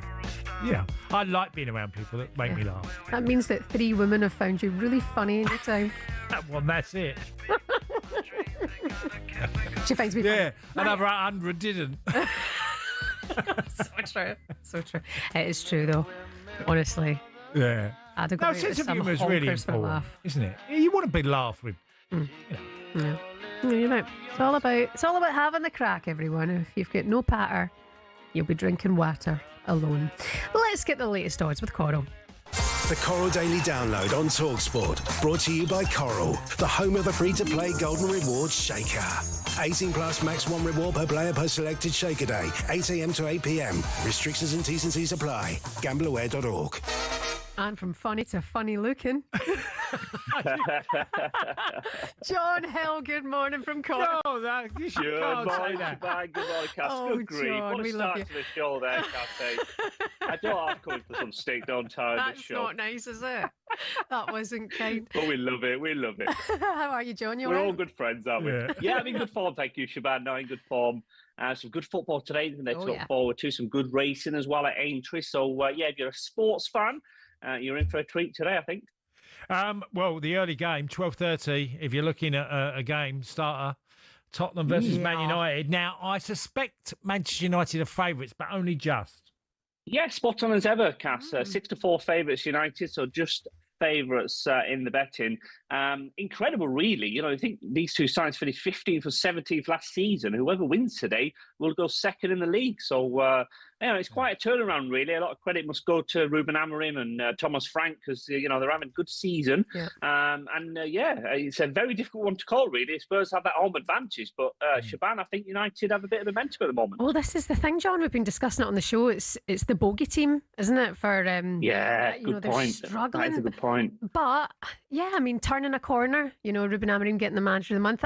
I honestly, Cass mentioned it earlier on this morning, John. I can't call this one, but I'm positive for Manchester United as of what we've seen over the last wee while. So fingers crossed it can be a win for them. Yeah, brilliant. That's all for a good game. Yeah. Best of the. I mean, there's lots of games. You got the evening one tonight with Chelsea Wolves. You got Arsenal at 5:30, but another few today. You got Everton, Fulham, West Ham, Burnley.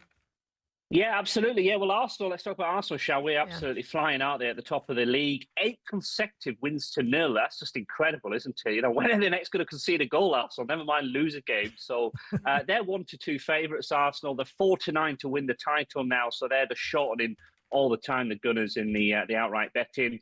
Chelsea versus Wolves tonight. Obviously, Wolves looking for their new manager after relieving Pereira of his job. Obviously, Chelsea 1-3 favourites in this one with home advantage. And then West Ham, Burnley. This is a big game at the bottom end of the table. West Ham, they've up to a slow start. They're 10-11 to win this one. Burnley 16-5 to come away from East London with all 3 points. And then Everton, Fulham, another one, tough one to call this. Everton 13-10. Fulham 23-10 for the win. So 5 games to look forward to there, and we've got the leaders. Arsenal looking to extend their lead at the top of the Premier League table. John, we got racing today. Aintree, is that the big big meeting today? Yeah, it is. Yeah, it's the first race over the Grand National fences, Cass. It's the Grand Sefton handicap chase at 2:40 today. So it's always a great watch, isn't there? See them jump those big fences at Aintree. And King Turgeon won the race last year. He's the 6-1 favourite to win the race for a second consecutive year. We've got action at Wincanton and Doncaster. They host the final flat meeting of the season. So, lots of good racing today. And I must mention the F1 as well, obviously, the Brazilian Grand Prix. Really close, isn't it, for this title this season? But in terms of tomorrow, Lando Norris is the 6-4 favourite to prevail. Lovely stuff. John Hill, what are you doing today? You heading out and about? I'll go for a bit of a walk later, but I'm going to have a lazy day today. My feet up, nice cup of tea. And I think I'll polish off a packet of biscuits as well. I'm just debating whether it's going to be rich tea or digestives. Well, keep making the chicks laugh while you're at it, all right? Cheers, guys. Have a good one. Love you, John Hill. Take care of yourself. That was a look at the latest odds with Quoro. 18 plus, begambleaware.org. Please gamble responsibly. The Coral Daily Download on talkSPORT. Brought to you by Coral, the home of the free-to-play Golden Rewards Shaker. 18 plus, max 1 reward per player per selected Shaker day. 8 a.m. to 8 p.m. Restrictions and T's and C's apply. Gambleaware.org. That wasn't nice. No, you killed John there. Just go. He's such a nice guy. Yeah. They're all good guys. They are. Sorry, John, that wasn't pleasant. Coming up for you next, we're going to look ahead to Sunderland versus Arsenal with former Black Cat swinger Ross Wallace next.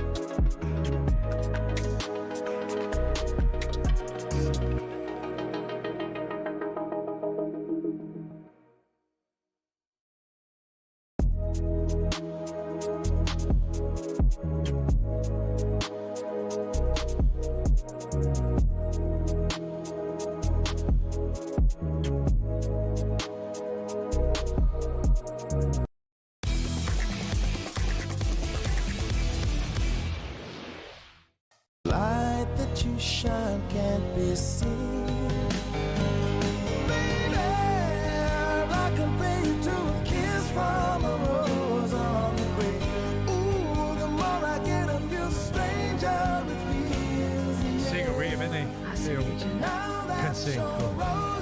He can sing. He'll go far, this guy. Good morning. This is Weekend Breakfast on talkSPORT. Shebahn Aherne and former Villa striker Tony Cascarino. Another cracking movie soundtrack. Can you name it?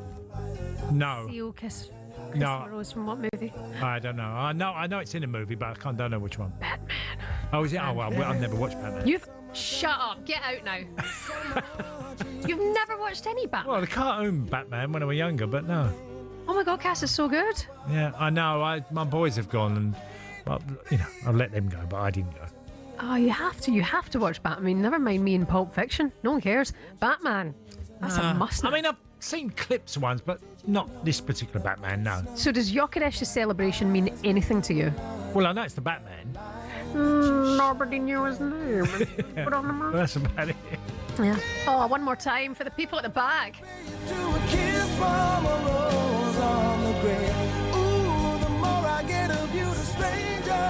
Yeah, you've been sending in your best movie soundtracks with us this morning. Yeah, that one is a very, very good one. That's Tom, the newsreader. He's been harping on about it all morning. Have you seen The Return of the Man That Never Came Back?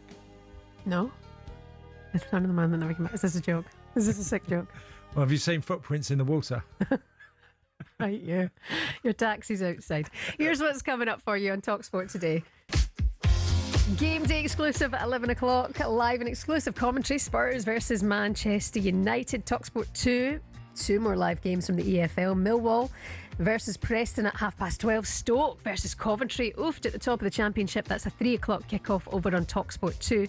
Back for you here on talkSPORT 2:30. Game day live with the greatest of all time, Adrian Durham, going around the grounds from the Premier League and beyond. And then the game day phone in is at 5:30. All of your calls with Jimmy O'Hara and Jason Cundy to react to all of the football today. And then our second exclusive commentary of the day is Chelsea versus Wolves. 8 o'clock kickoff, 7:30 for all of the build-up. And following on us this morning, the chaos continues with Max and Charlie. Good morning, Max Rushton. That's pretty good. Baby, I compare you to a kiss from... I was with you, Shebahn. That was brilliant. You've got some pipes, son. I remember, the fact that Cass hasn't seen Batman. I remember doing a show with Didi Hamann when he said, I hate fiction. I don't know any fiction, but I love The Lion King. It made me...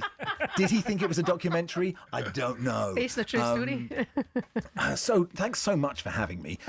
I'm not saying I'm abusing your hospitality. You are. But I had some technical issues on Wednesday and I wanted to check everything was working, and it's working. So if you have a show to do, I'm really happy to leave you alone. I haven't had a meeting with Charlie yet, but I think people know what to expect from us. It'll be sensational 2 hours of broadcasting, or it won't, and the only way to find out is by listening to us. Yeah. Absolutely. But you guys sound great. I'm enjoying this programme. Thank you very much, Max. Thanks for crashing the airwaves. Keep up the singing. You've got a lovely voice. Yeah. I was surprised there, Max. You got me there. I've got a record deal. Do you know that? Deal. What? Serious? Yeah. What? A record deal with talkSPORT? With Warner Music. Yeah. When? Singer-songwriter guitar. When? But I couldn't. I wrote some songs about unrequited love, and they're pretty bad. And there are sort of TV radio presenters who try to do serious songs, and when you watch them, you think that's the end of them. So they are in a vault. And I reckon if Adele sang them, I could make some money. Well, I was going to say she's the queen of it, isn't she? Yeah, but I'm not gonna release those songs. Oh, but maybe for Christmas you could give us a little treat one morning. I'll do my very best. Lovely I'll promise. stuff. I'll do you a song. I'll do one of my originals at Christmas. I'm already excited. Max and Charlie with you from 9 o'clock this morning. Take care, Max. Oh, Max. Can you sing? Can you hold a note? Sorry? Can you hold a note? No, I'm terrible. No. No, I can't. I'm not even going to try, Shebahn. Okay. I'm not a singer. No, you took me by surprise there, Max. I didn't know you. I know. I was surprised as well. I've known Max for quite a long time, and he never blurted out, or even Seal taking on Seal. Yeah, true. Very, very good stuff. Max and Charlie with you just after us this morning, and then of course Tottenham Hotspur versus Manchester United gets the football underway in the Premier League. 12:30 for you here on talkSPORT today. Now, before we look ahead to tonight's game between Sunderland and Arsenal, that's 5:30. Let's discuss Preston striker Milutin Osmajic. He's been handed a 9-match ban after being charged for racially abusing Burnley midfielder Hannibal Mabry during the Championship clash. That was back in February. So he's been fined £21,000. He's got this 9-match ban as well as Osmajic. He strongly refuted and denied the allegations. He was charged by the Football Association in March, with a hearing taking place in September. Now it's come out, he's got this 9-match ban, this punishment. It's taken, why is this taking so long? I don't know. It should be a simple, obviously he's put his defence forward, but didn't he admit in the end? Did he admit? No, he refuted everything, didn't he? Oh, did he? And he kept it going to the end? Well, yeah, I mean, and the thing is, would I have so much sympathy for Mabry in this situation? Well, I could never understand what that's like. But in that game, he did everything he was supposed to do. You're going all the way back to February. Right. Yeah, I remember the incident. Watching back that footage, I remember going, yeah, he reported it there and then to the referee. Something was said to him where he was, repulsed instantly and went to the referee and said what he had to say. Then the referee went to the touchline, spoke to both of the managers. It's very clear that he felt that he had done the right thing. And then for the process to be this long, well, it's such a drawn out thing. Yeah, it does seem incredibly long time to come some sort of resolution. Yeah. But he obviously has gone my word against his, isn't he? Yes. That's what he's done. Of course. And that's always really tricky, Shebahn, isn't it? Because it is he said, you said, and that sort of thing. It's a really tricky one. But the player reporting it immediately on the night is alarm bells in itself, because something he's heard or been said to him. It's a really difficult one to answer. I think it's so uninspiring for it to take so long to get this outcome. When you knew there in that moment something had really rattled this young guy. And in the game after, I remember Scott Parker had taken him out of one of the squads, hadn't he, to take him away from the attention it was getting. And then it was almost like Mabry was punished. He had to be taken away from his comfort zone because somebody had said something really inappropriate and degrading to him. So I mean, it's really gone on. It is worth mentioning here that Preston said they were extremely disappointed and said, we note that the outcome was determined on the balance of probabilities rather than one that is beyond a reasonable doubt. The club had added that to a statement. Osmajic is, of course, not the first player to be banned for racism towards other players. It's happened before in the past. John Terry on Anton Ferdinand, Luis Suarez on Patrice Evra. So it has happened before. In this day and age, I remember this being like a moment that was discussed, and it was so alleged at the time. You have to be so careful what you're saying. Now he has been punished. It's a 9-match ban. Is that enough of a punishment, do you think, Cass? I don't know, because I don't know the he said, she said is the type of example I said, and I just don't know. I don't know. My opinion's irrelevant in all this. It's them to do their due diligence and trying to find some sort of outcome, and they've done that. It's a tricky one. Yeah. It's just such an awkward one to answer. Yeah, and us being in this, trying to answer a situation we could never be involved in, but you just hope that the right thing has been done and that there's a sense of justice for me. Well, the two players know exactly what happened. Yeah. That's for sure. Yeah. Okay, let's look ahead to Sunderland versus Arsenal today. The evening kick-off, 5:30, Stadium of Light. Sunderland looking to keep their unbeaten home run intact, but face a tough test against Arsenal side, who have gone unbeaten in 15 straight top-class clashes against the Black Cats. To look ahead to this one, we can speak to former Sunderland winger Ross Wallace. Good morning, Ross. Hi, Ross.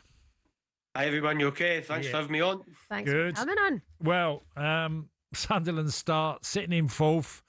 Take on the Arsenal. I'm sure the atmosphere is always, as it should be, great regarding, what an achievement so far, Ross, and what they've achieved, Sunderland, so far.